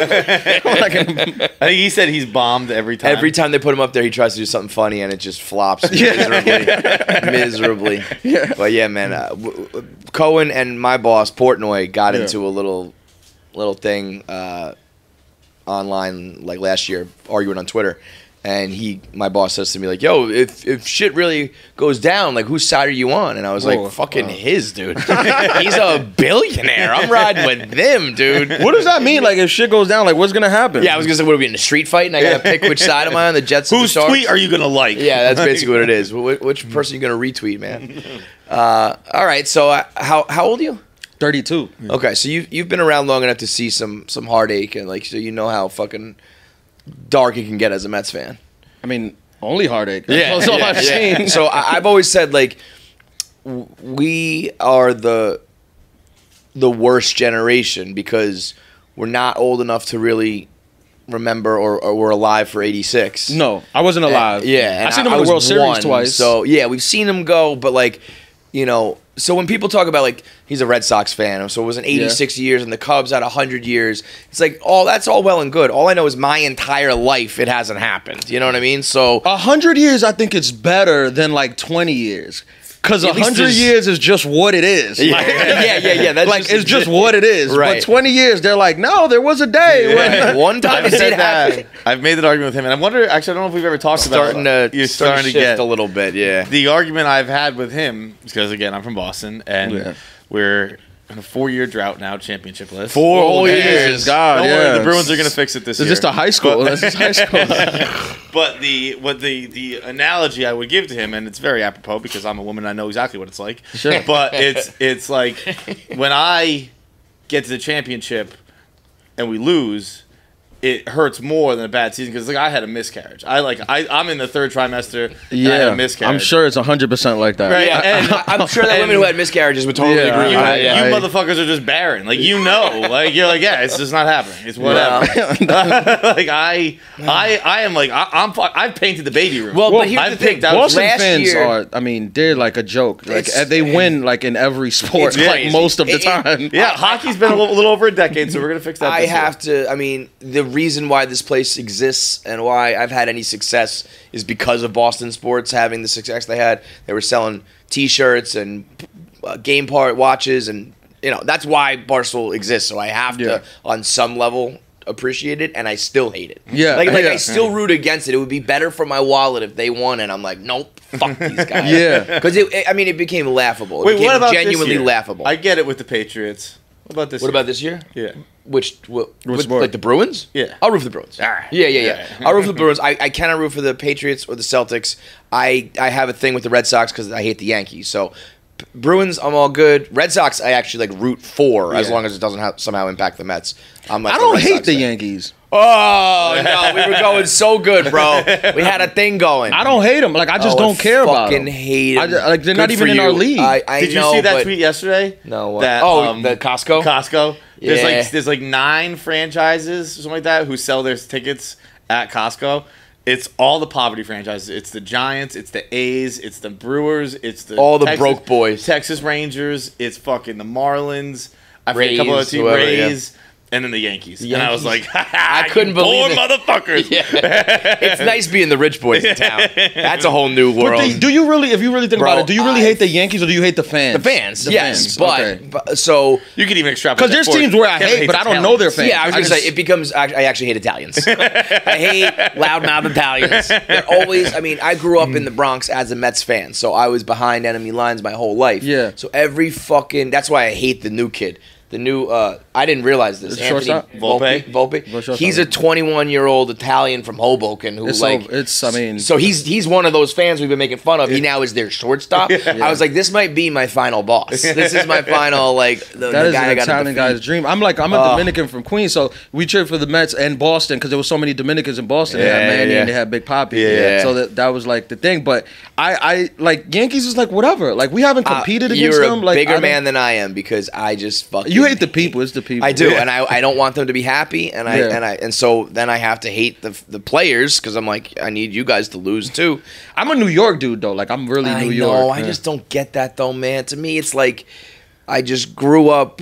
It's one or the other, and if you're not the other, you gotta fucking hate the other one. Come to the dark side, man. Come on. I can't, man. I'm just too New York. I just like. I mean, obviously. So you don't tell me you'll root for the Yankees. No, I'm not rooting for them. I'm not rooting for them. But like, I remember like watching them when they went against the Astros a couple times. Like I was watching the game. I wasn't cheering for the Astros. Like, why would I cheer for Houston? Because fuck the Yankees. That's why, man. That's why. And I watch it among Yankee fans, but I'll just watch and I'll just be like, whatever. Yeah. Like, I'm kind of like I don't care about the Yankees. Like I don't really actively root against them because like. There was a time like 03, 02, 03, like that shit was in Boston. The Sox would do better ratings than the Pats would at that time, and the Pats were already 2-time Super Bowl champs. Yeah, and like those like an 03 fucking April game against the Rays would like outrate a Pats game. Yeah, and not that the Pats were playing at the time, but you know what I'm saying. Yeah. And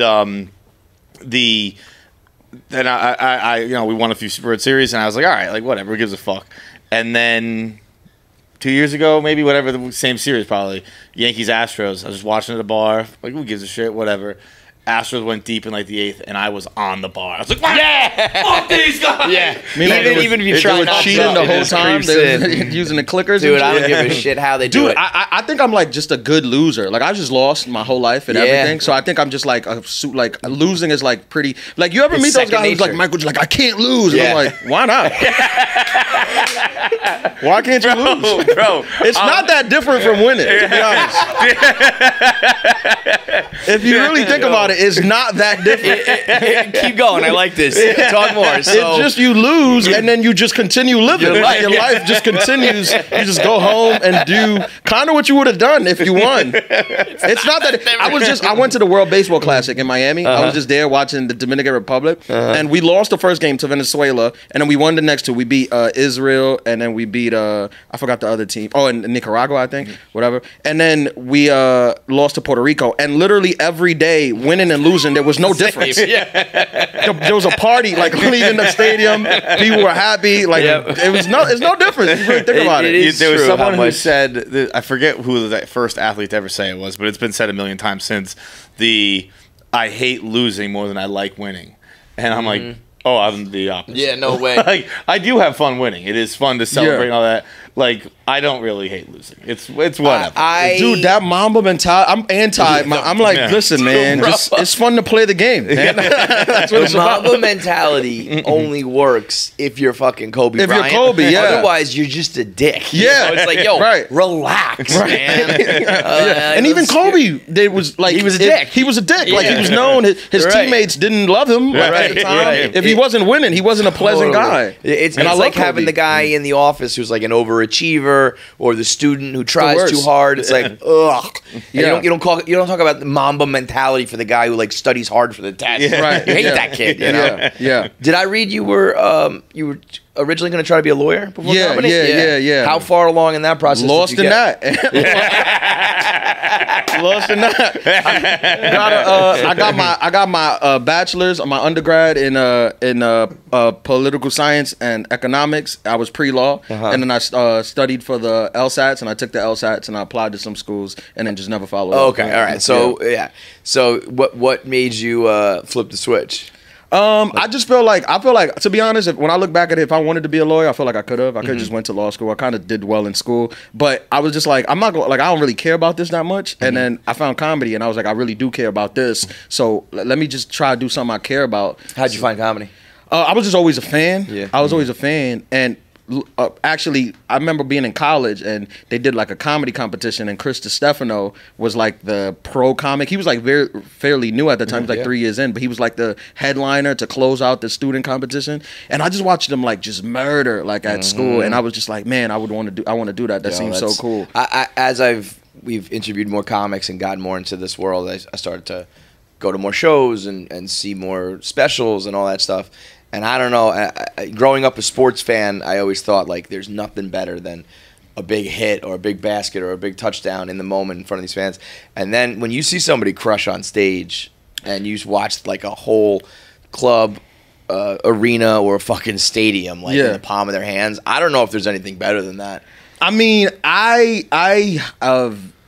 would say still a walk-off home run. Yeah, that's the one thing that I think at home always kind of sticks with me is the crack of the bat. You know it's gone. Especially now where like you could talk shit. Remember like the old school baseball, you were supposed to be modest. Now you just take the bat, throw it into the stand, and give the finger to the pitcher, and then run the third. That shit is like, that is the best. Brian McCann waiting to murder you in the parking lot. Yeah. I feel like that is like the way to go for so long. Like baseball was just like, you play it this way, you do it this way, and it got so boring. People just stopped watching. Yeah, the pitch clock's unbelievable, bro. These games are I love moving, it. Dude. I love it. Is the light show? Is that a Fenway thing or is that a baseball thing? I thought I saw it somewhere else. Like lighting up their home runs. Yankee Stadium does it. There's a couple stadiums that has. Every stadium has like kind of their own thing. Like the Citi Field has the Apple. Okay, I made fun of the first year at Fenway. Fucking lights. Oh, it is. Yeah. In Milwaukee, there's like the mascot goes down the slide. I like that though. And the Apple has history. I like the slide.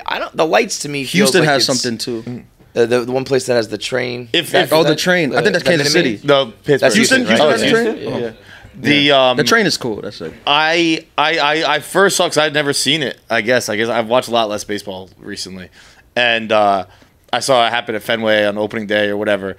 And I was like, oh, that's new. That's kind of cool. And people fucking hated it, obviously. Yeah. There's some tradition over there. I like it. I like everyone having their own thing. I like the Apple. I like the slide. The lights kind of feels lazy. It feels if everyone's doing lazy, if just Fenway was doing it, I'd like it. Yeah. If it's happening, because I saw a highlight from some other stadium, I was like, wait, they do lights too? Yeah. That's why I didn't know if it was across all baseball. But I like having your own thing, your own celebration. I also Fenway's still so old school. I think their thing would be like until one day, I don't know when, they're gonna have to knock it down and make a new one eventually. And until then, they should be like we are old. Fenway does have that shit too, where like it really is. I don't know if you've ever been to a game there, but like when I go, it's still like you walk in like, oh, there's the Sistine Chapel. This is like, which is nice. I like that. I like that in baseball. Tradition is important, especially in baseball. Totally. It's like a traditional sport. And I'm not that kind of guy, but when I walk up the ramp and I see the field, I'm like, oh, there is like the feeling. I've still never gone to Fenway. Did we go to Fenway?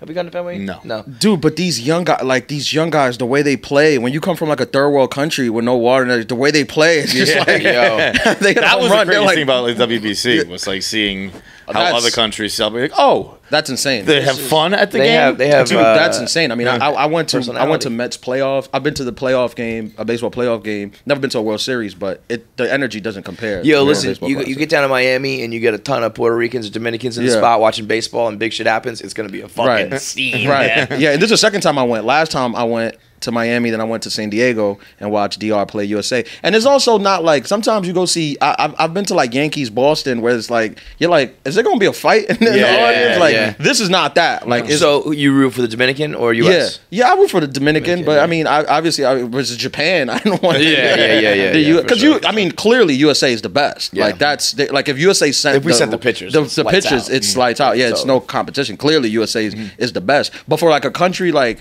DR, like the country shuts down for this. Like this is everything. Like they wait for this, they prepare. Like there's all right. So let me ask you this then. So you're a Mets fan. Yeah. When Edwin Diaz broke his leg, I was like, "Fuck the World Baseball Classic. I hate this shit. My season is now ruined." Sure. So you like the World Baseball Classic. You want the Dominican to win. It's not the same because he played for Puerto Rico, not the Dominican.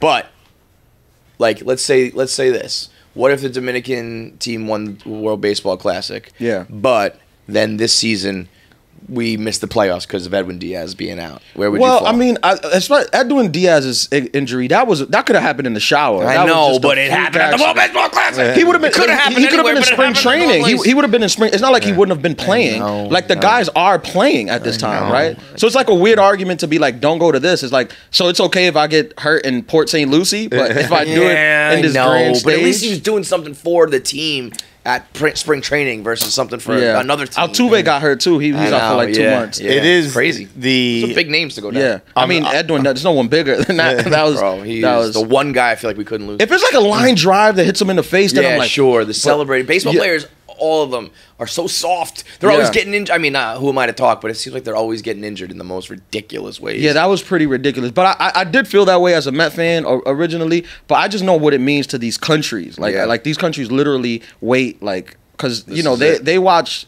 like the MLB, but they're not invested like we are because they don't have a team because some guy from their town plays for that team. Right. But this is where they could like root and against like the world. It's like the World Cup. Right? Yeah. It's funny to like comparing like rooting for your team. Like whenever someone from the area makes the Red Sox, it's like the biggest deal, and they always hometown kid. Yeah. It's like it's never a good play. No. If you had some monster like a Volpe, well, that's why fucking.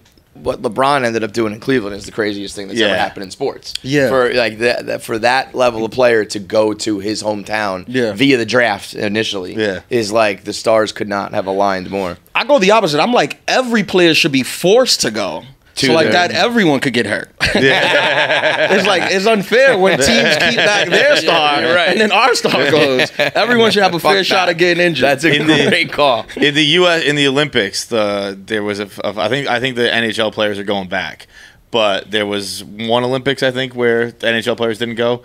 And it does lose all the juice. You need the like, stars. When they don't go, you're like I don't know the college players. I don't really follow it. So like you still get up with hockey. It's USA versus Russia. You still get up USA versus Canada, and a little bit, but it's like I don't know. Like if you remember what was it 2016 whatever Olympics it was with TJ Oshie versus Alex Ovechkin in a shootout. Like this is fucking insane, nuts. right? If like, this is Captain America versus fucking versus Drago. Yeah, it's insane. And also if you're like a fan of sport, it's just good. I mean, I heard like Trey Turner and Mookie Betts talking about it where they were just like they both played in World Series. They're like I don't believe them. I don't fucking believe them. I've been there. There's no and I haven't been to the World Series. In a World Series game and like win a World Series. Well, these are single game eliminations. So maybe that's why. So it would be game 7.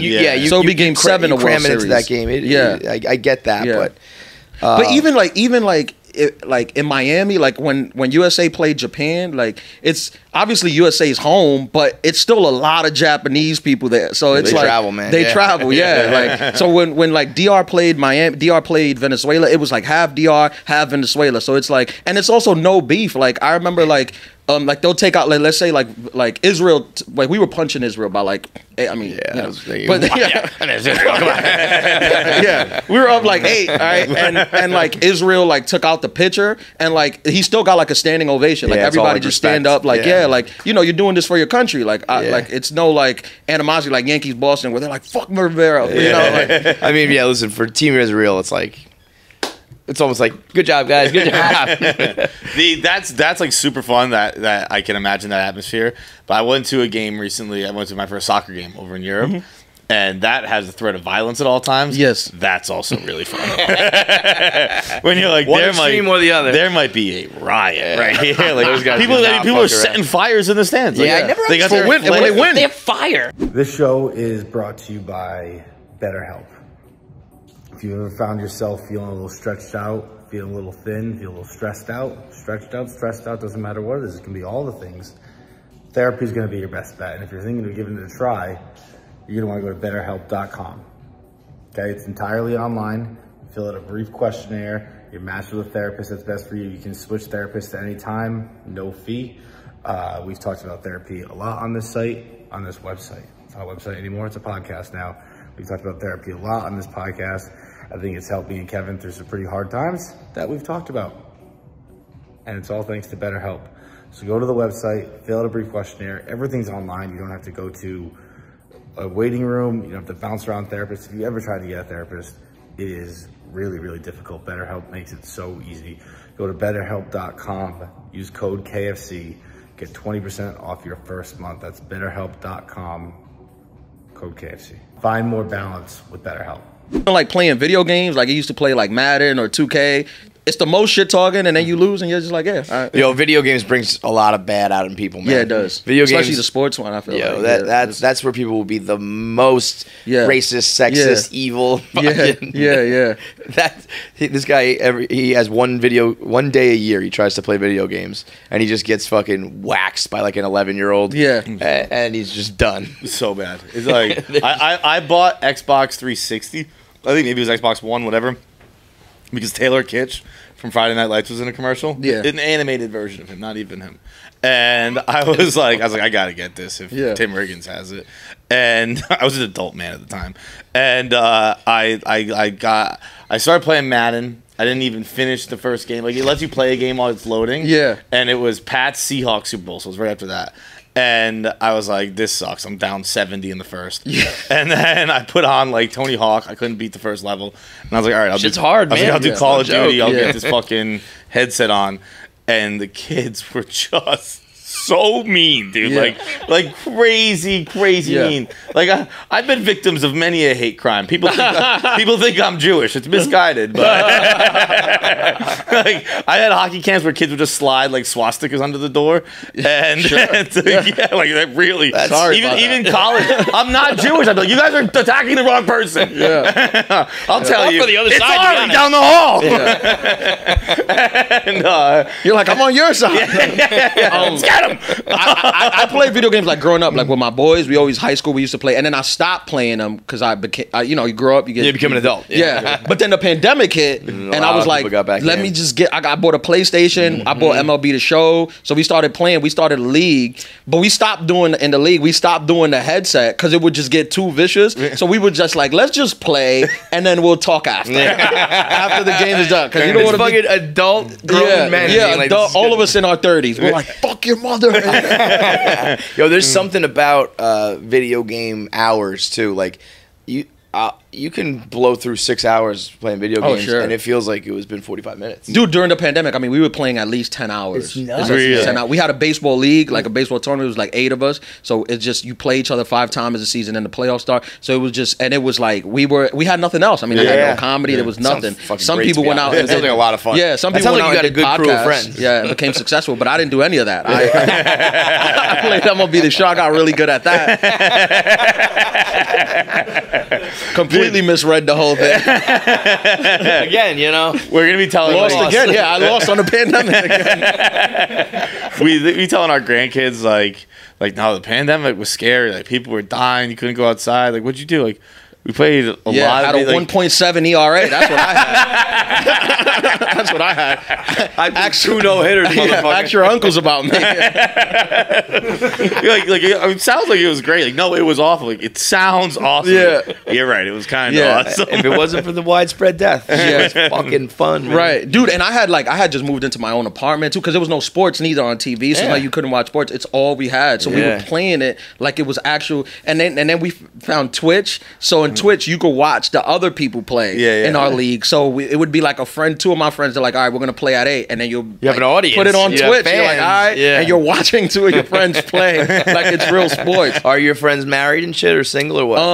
All of us were single. Like one of them lived with his girl, so that would always be a thing. You'd hear in the background, like, "Won't you grow up?" I am an adult. But yeah, we were all like just single dudes, kind of just playing at home, living alone during the pandemic. No type of like, God, it was great. And I mean, go outside. Tell Fauci to let me. Right? Yeah. Not allowed. I have to play video games 12 hours a day. I'm sorry. I have to fucking do it. I mean, in hindsight, like it honestly, obviously in the time, you're just so scared of like what's happening, and every day you go on Facebook, you see somebody else lost somebody, and so many people dying, especially in New York. So we didn't like realize what that time in our lives was, that 6 months to a year and a half. But in hindsight, I'm like, yo, that was, aside from all the other things, that was like a cool time of just being kids as adults. All of a sudden just didn't have the government was just paying responsibility.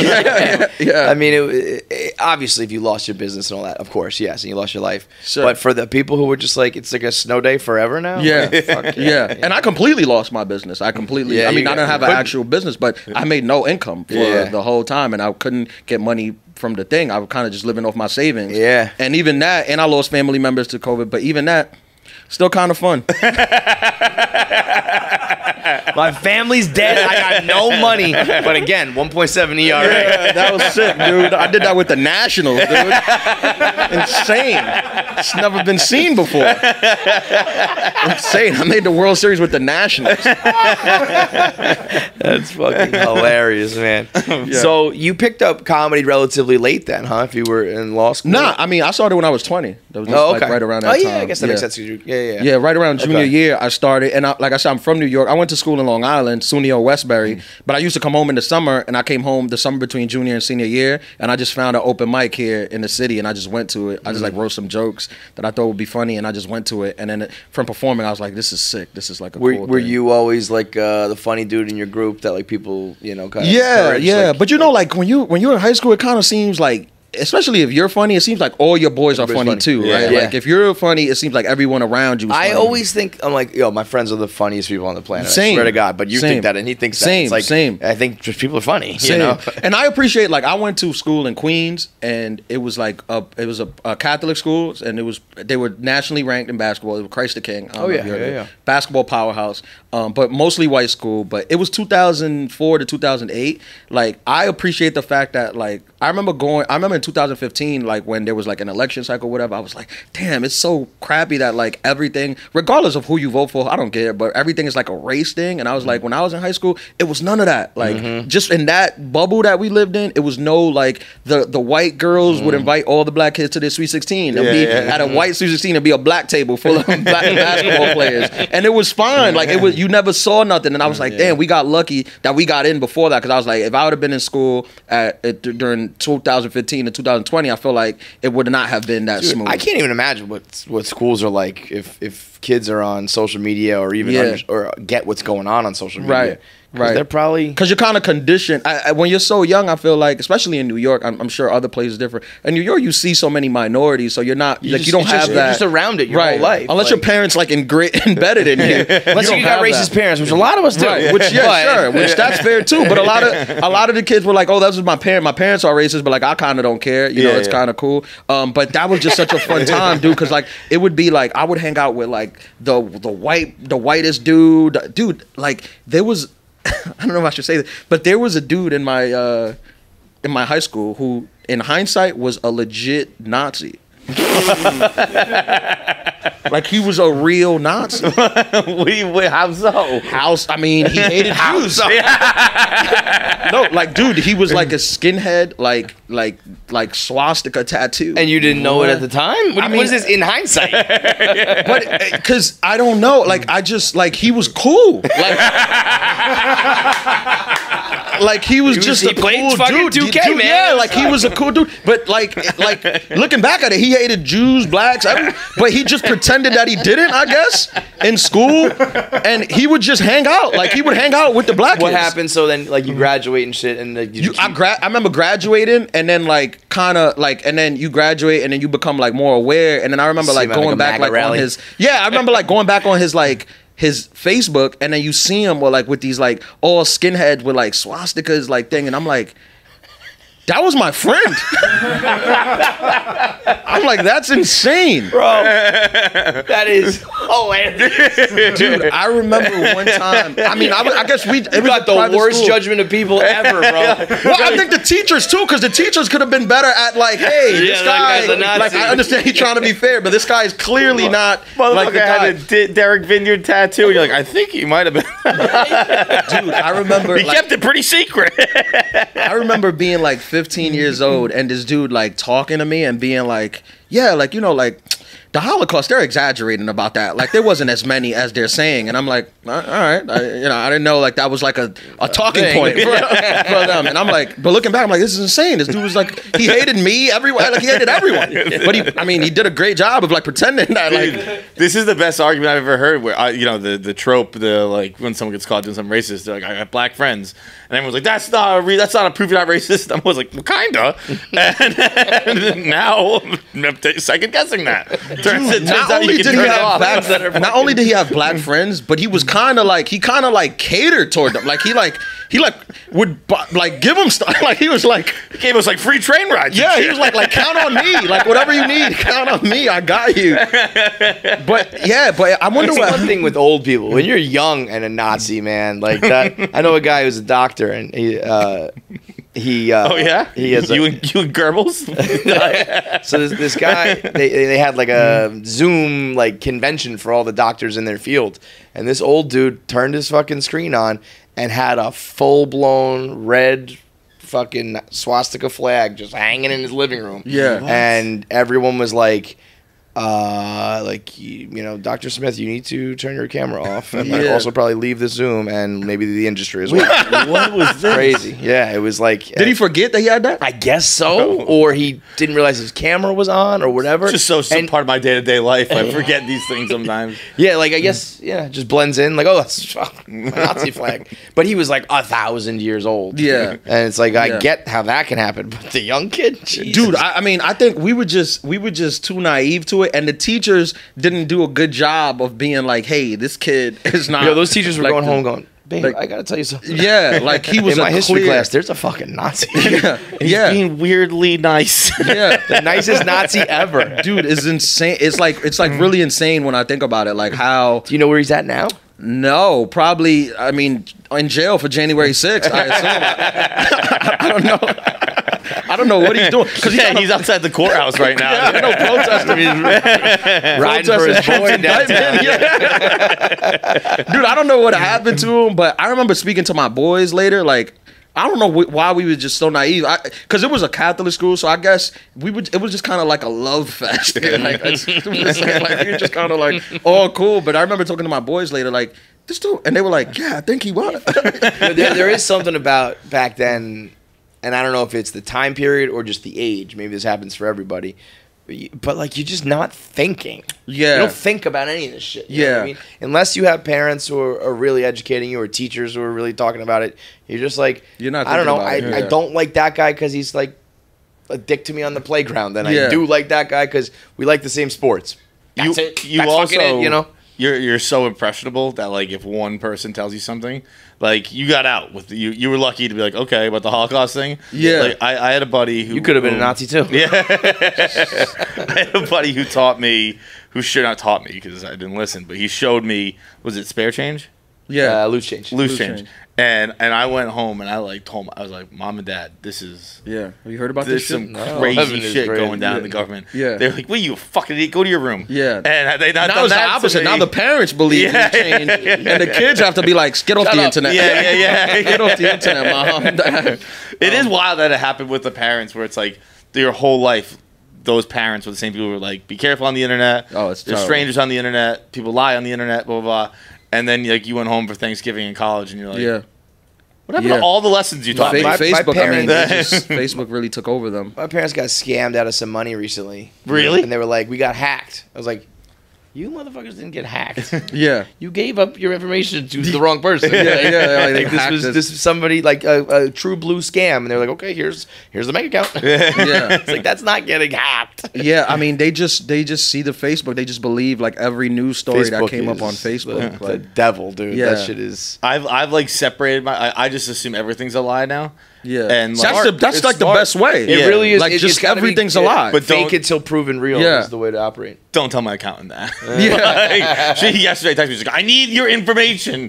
I was like, I haven't noticed the emails. Like you need to talk to me. I don't trust anyone who is this? else. Is this the deep state? I know what you did on 9/11. Dude, my accountant hit me with, she had like, I'm gonna see how many exclamation points there were in it. It was like, we need your fucking stuff. We've sent you. I was gonna say, you're cutting 4. close, brother. It was 4. John, we still need your tax documents. My accountant your assistant ghosted sent an me. email then. He ghosted me. Yeah, he told me he was on vacation, and then I ran into him at the supermarket. No, I swear, the same day. The same day that he sent me an email saying he was on vacation, I ran into him at the supermarket. Like, I saw him, and then I hid because I didn't want things to be weird between us. So, like, I saw him, and I went into, like, the other thing. That is how you fit in, right? Perfectly with us. Like, most people would be like, excuse me. What the fuck? Instead, I'm like, oh my God, that guy is such a piece of shit liar. I gotta hide. I gotta hide. And then you pretend. Then he comes back. I'm like, how was your vacation? But so you did run into him? Yeah. No, I saw him, but then I left. You didn't have any. But then weeks later, I'm like, oh, are you back from vacation? Yeah. I mean, I need I needed my taxes done. I can't start over. That is fucking great. One thing that I like that's weird to me is like, even with that dude like in high school, like how, because he used to hang out with us and it was fine. Like, and I went to Catholic school, but there was Catholics, there was Jewish people, there was like a mixture of everything. Obviously, mostly Catholic, but he used to hang out with everyone and not have a problem with anyone. So how do you like go to school and see everyone being cool and then go home and be like, yeah, but I hate them. I mean, that's some weird parenting shit going on too. There. Like, if you almost feel bad when it's a kid like that because someone's putting that in his brain. For sure. But now, like, dude, like, I remember, I mean, now he would just have been kicked out of school now. But like, I remember, this is like early Facebook days. I remember he would have pictures like of him in his basement with like skinheads and guns, like big guns here in New York. Yeah, he just put it on Facebook. Bro. Yeah. And that's like that's like a prequel to Columbine, right? That's insane. Insane. Like it would never slide now. I mean, back then it would be like crazy. He's fun. He's just zany old Pimmy or whatever. I feel like I just didn't think about anything back then. It was just I didn't, and I still don't really know. I'm not very informed about politics.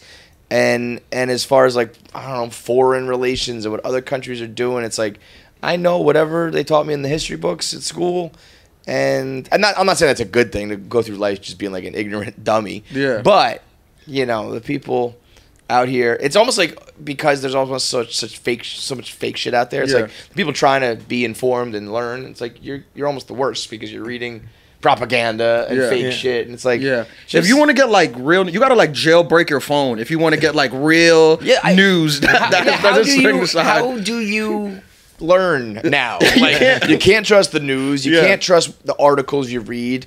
Even the books that like, it's like, who out here is telling the truth? Fucking nobody, man. Nobody. Which, like, I mean, it's just what it is now. Which, if you embrace it, it's kind of nice. You could just make up your own reality. That's almost what people used to do. Is just like, I married this person. We live in this bubble. Here's our beliefs, good, bad, or otherwise. But that's just it. No, we don't fuck with other people. They don't fuck with us. Yeah. We need a lot more ignorance and segregation. Everybody just stay to their own. That's my platform. Vote for me, 2024. Separate but equal.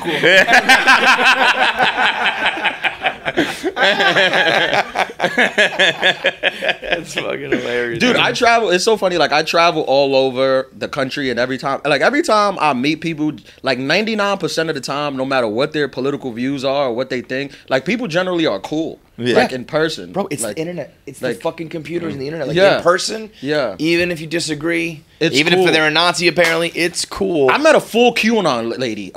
She was like a waitress at a club, and she was full QAnon, and she was like spewing her QAnon stuff, but I was like, but she's nice. Yeah, like, yeah. She's a nice nice. lady. She's like, can I get you anything else, honey? Like, Biden is an alien. And I'm like, give me a vodka soda. It is almost like kind of like we were talking about earlier with like the fucking boxing and shit. Yeah. We're like, like in Congress and shit, like, all right, we disagree. I'm gonna make a speech to you about tonight, and then I'm gonna motherfuck you pretty good. Yeah. But in Congress for sure. Yeah, but then tomorrow you'll get on fucking MSNBC. I'll get on Fox News. And then guess what? We all write our books. Yeah. We all do our speaking engagements, and we all just fucking make all this money. Yeah, man. I be impressed sometimes because I was a political science major. When you find these like political movers and shakers who have to like they do something and they have to go on TV and like defend it like with a straight face. Like they don't smile, like they don't laugh. Like the interviewer's looking at them like, "Are you serious?" Yeah. And they're like, they're the greatest actors on the planet. Yeah, it's so fuck around. Homeboy from Long Island, George Santos, the guy who's lied about literally everything. Yeah, he's his at the race, his today. sexuality, his fucking job, his politics.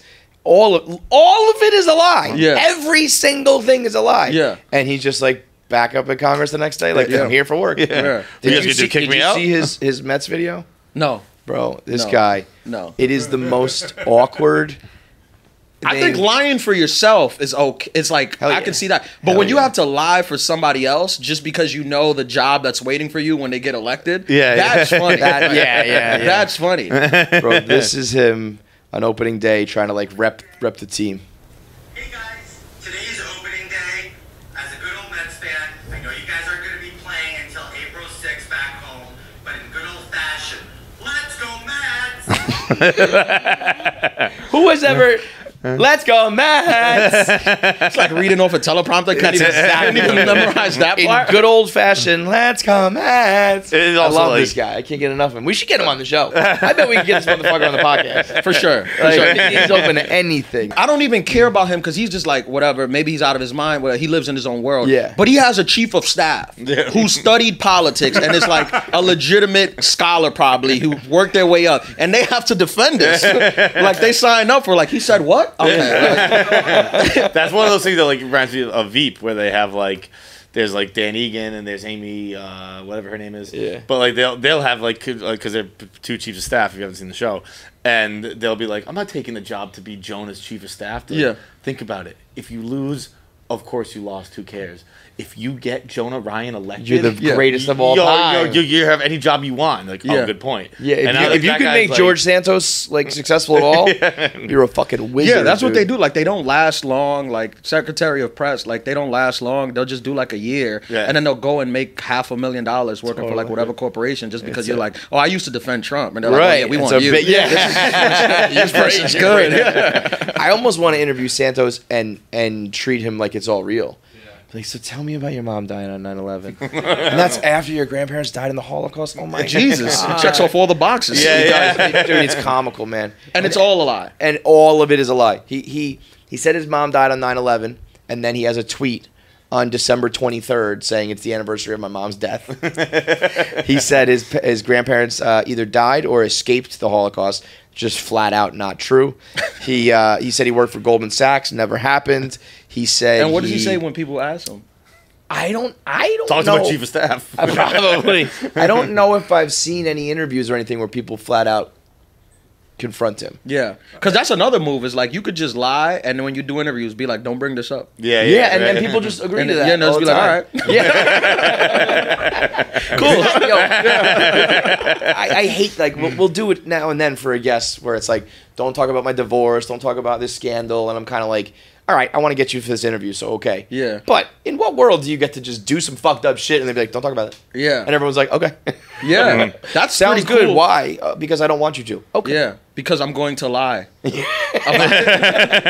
don't If want to you be do, caught. I will tell you it didn't happen anyway. In a lie, so. yeah. That's pretty sick, though. If you think about, like, when your celebrity, So like, dope. is so big, you get to choose what to speak So to. dope. Like, yeah, that's pretty cool. You just be like, hey, don't bring that up, man. I lied about that. Or even if you do, it's just like, it doesn't matter. We've seen the most important people get caught in the most compromising of situations and doing the most foul shit. Yeah. And they just go like, nah, that's not a big deal. Let me talk to you about this, though. Yeah. And boom. And Yeah. people just, you know, some people will yell about it, but more people will ride with you. It's just, if there's one thing that, like, Trump and that whole era taught me, no matter what your politics are, Yeah. it's like, just stick to your story and fucking keep going. Yeah, And people, you'll have enough people riding with you that it For doesn't sure. matter. You know?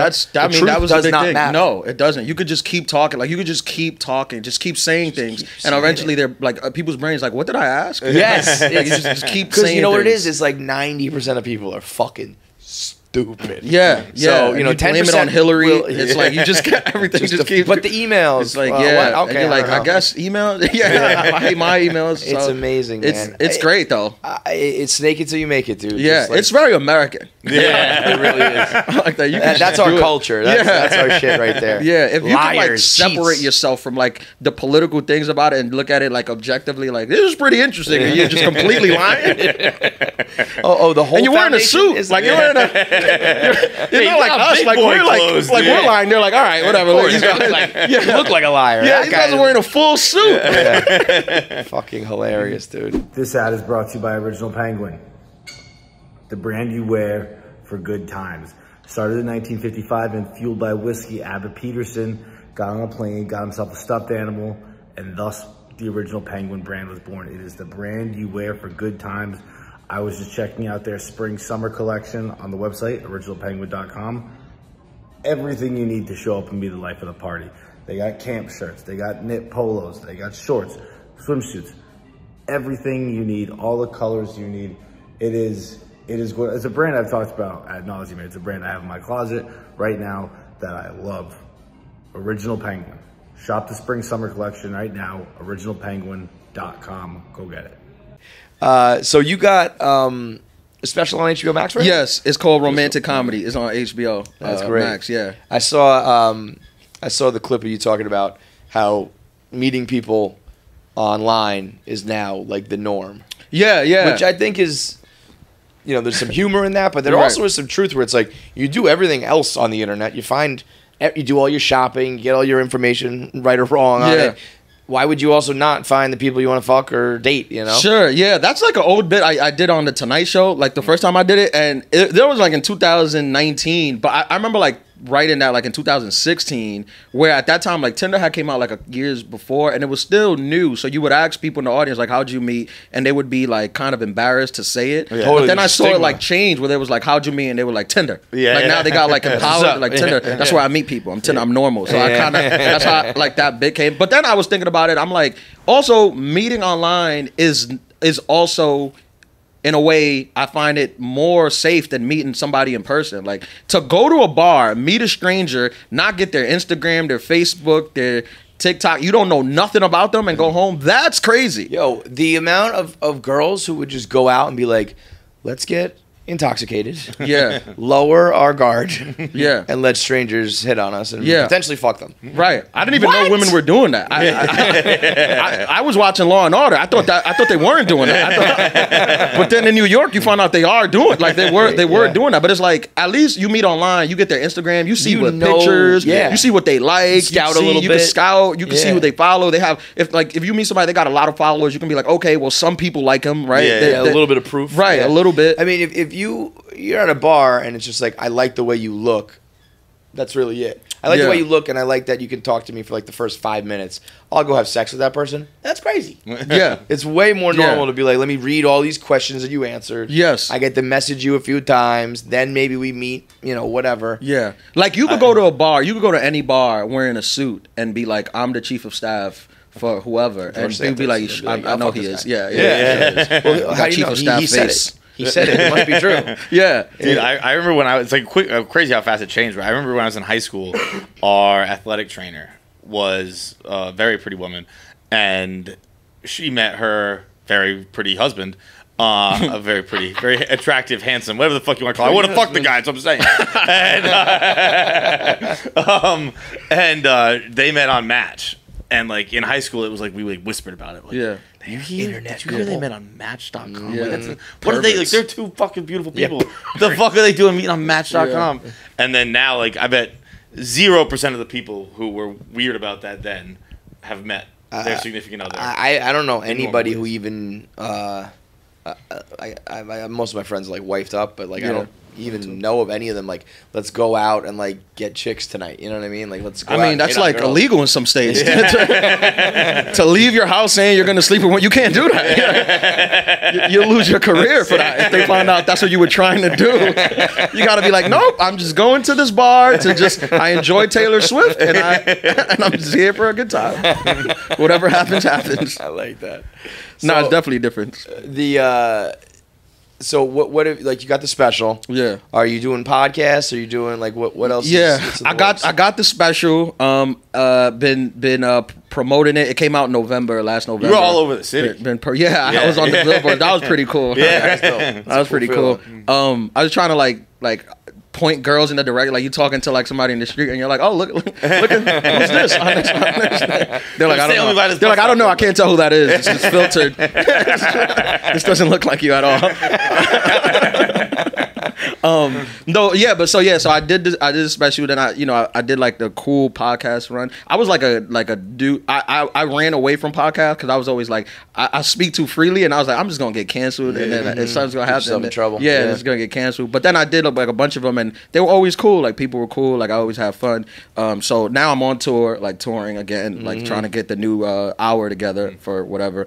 And I'm starting my own podcast that's gonna drop, I think, in a couple weeks. Oh, dope. It's called the Adulthood Podcast. Just me and my boy, kind of just talking shit, giving women advice. You know that is like we're the anti that. We're the anti that, but it's so much on Instagram. It's just like men giving women advice, and then you look at them and you're like, I don't think you got women. Yeah. Like, so I think this is just kind of like the amount again of people lying. My divorce lawyer was telling me he's representing some guy who's online as a like a self-help guru, economic, blah, blah, blah, who says he's worth 9 figures. Yeah. And he's like, I've seen his net worth. It's like $80,000. Yeah. Like, what is it? Like, but I mean, how much does he have in Bitcoin? That's like, can't knock the hustle. I get it. You got to represent yourself in a certain way. But like, you're saying you're worth hundreds of millions and you have $80,000. Yeah, bro, you gotta take out a loan to get a Lexus. Like, that's crazy. And there's enough people out there that probably believe him. I mean, maybe not if he's only worth 80,000, but like, god damn, you can just lie to the maximum. Yeah, it used to be like, let me so much bend you the believe truth. it though. Yeah, I guess that's the thing. difference. Like, you do it every day. You start to believe like what the thing. Like I literally started a podcast because we would send it to each other. We would laugh because it's like it's two sides. Like there's like a group of men that are like telling women like, listen, you ladies need to behave this way. You need to let men cheat. You need to cook for them every night. And you need to love it. And then there's another group of men that are like, when a woman's ready to be loved, you need to man up and become the man she really needs. Yeah. So it's like you're both doing two characters. Yeah. Like there's more nuance in there. Yeah, like there's a middle. You're like a regular fucking person. Right. Yeah, be normal. Making this shit so fucking weird. Yeah, it is. It is crazy. And the amount of advice that's being given in the first place, like, who the fuck are you? Right. Why it's just like, who are you? Yeah. It's literally, who are you? And then you see, like, women, they'll share the ones that they like, and then the men will share the ones that they like. Yeah. But the women is like, I mean, the man ones who are preaching to women, they're like, when a man's ready to love you, he'll give you his entire check when he comes home. So if a man isn't giving you his entire check, then he just doesn't love you. And then I see my women friends, they'll post it like, facts, and I'm like, of course you say that. Yeah, and then there's my boys are like, women should accept that a man is gonna have many mistresses. And he's like, facts. I'm like, I love is there no middle? I love the one dude who went viral not too long ago who was just like, if you don't have a Lamborghini by the time you're 25, you're a fucking bum. Yeah. What are we talking about, man? Like like nobody has a Lamborghini. Yeah, literally Again, nobody. maybe a Lexus, but a Lamborghini. If you have a Lexus by the time you're 25, you are in the 1%. Yeah. You are super overachiever. Fucking Lambo. Yeah, they say it like that. Like you need to have your Lamborghini and at least 3 or 4 properties all around the world. You know what I love too? This it always pops up every now and then. Like would you rather have a dinner with somebody? Yeah, a dinner with Jay-Z or a dinner with fucking Jeff Bezos or whatever, or like $500,000 or $1 million or whatever it is. Like people who be taking the dinner, like I don't get that. No. Yeah, no, it's fucking insane. Like the knowledge that you'll gain. I'm like, you know what fucking Jay-Z would say at dinner? Nothing. He's eating dinner and just be like, who the fuck are you? I could you should have taken the $500,000. Yeah. First order of business as Jay-Z. If someone ever offers you just $500,000 for nothing, you take it. I could do a full 6-month internship with Jay-Z, and at the end of that internship, I will have no idea how to make money at all. I would just walk away like I don't know what I learned. We'll do this video in a minute after the podcast. We have a show called Answer the Internet. It's all these hypothetical questions we ask, and one of them is like, would you rather $1 million or go back to 18, but you have all the same knowledge you have now? And it's like, I mean, I would do a couple things differently, but for the most part, that doesn't help me. $1 million. I can't go back. I can't go back in time and just know. What do you think I would have done? Because I know things. Because I knew people. Because I knew TikTok was coming. You think I would have created TikTok? Yeah, they say things like, "Well, you would know like about the iPhone." It's like, well. I can't make the iPhone. I could go to someone and say, you know what we need is a phone that has a screen and a this and a that. But I'd sound like an insane person. I mean, for me, you're always going to be on this, and it takes pictures, and you go on the internet, and there's a social media where everyone hates Angel Reese or Caitlin Clark. And you'd be like, what are you talking about? Chinese kids are dancing. It's like, what? They're like Chinese kids. They don't let them have kids. When you were 18, I mean, the only way I would win is I would know who won championships, and I would just bet the house on that. Only thing you do is that. That's the only way. 17? Yeah. I don't remember really. It's just silly questions to like create dialogue. Yeah, that's what we'll do in a minute. But it is funny how people get so fucking serious about a dinner with Jay-Z. I mean, yeah, listen, it would be cool to go to dinner with Jay-Z. It's just not worth $500,000. I know people who have went to dinner with Jay-Z and they were like, we just had dinner, like you said. Like you ordered the wine. You know what he would be like, oh man, this fucking chicken parm is great. Like, what could he possibly tell you? Like, he's worth billions of dollars. You're worth zero. Like, what advice? Talking to smart people doesn't do a goddamn thing. To bring it all full circle, just like accept it, you're gonna lose, man. Big time. Yo, loser. If you accept you're gonna lose, you have no expectations. You can never really fail. Yeah, but try. Don't try. Yeah. Like, I've always lived like the life of like snake it till you make it and try to finesse it. But that doesn't mean just don't try and be a fucking bum. No. You try, making an effort is enough. Yeah. Make all the effort and then embrace your loss when you fail. My man. Embrace mediocrity. I love it. I got that tatted on my chest. So the special's out on HBO Max. Yeah, special's out. Romantic comedy is on HBO. I got a bunch of stuff on YouTube. And Adulthood is out my Comedy Central half hour on YouTube. My Tonight Show sets on YouTube. The Adulthood podcast coming in a couple weeks. Thank you guys for having me. This is super fun. Pleasure, man. Super fun. We gotta have you on the Mets podcast too. Oh yeah, for sure. All right, big thanks for watching. If you made it through this whole episode, that means you should be subscribed. There's so many of you out there who watch and don't subscribe, so make sure you are a KFC Radio subscriber. Make sure you get all the content when it drops. Click that button now. I have 9 fingers. I'm still subscribed. It's that easy.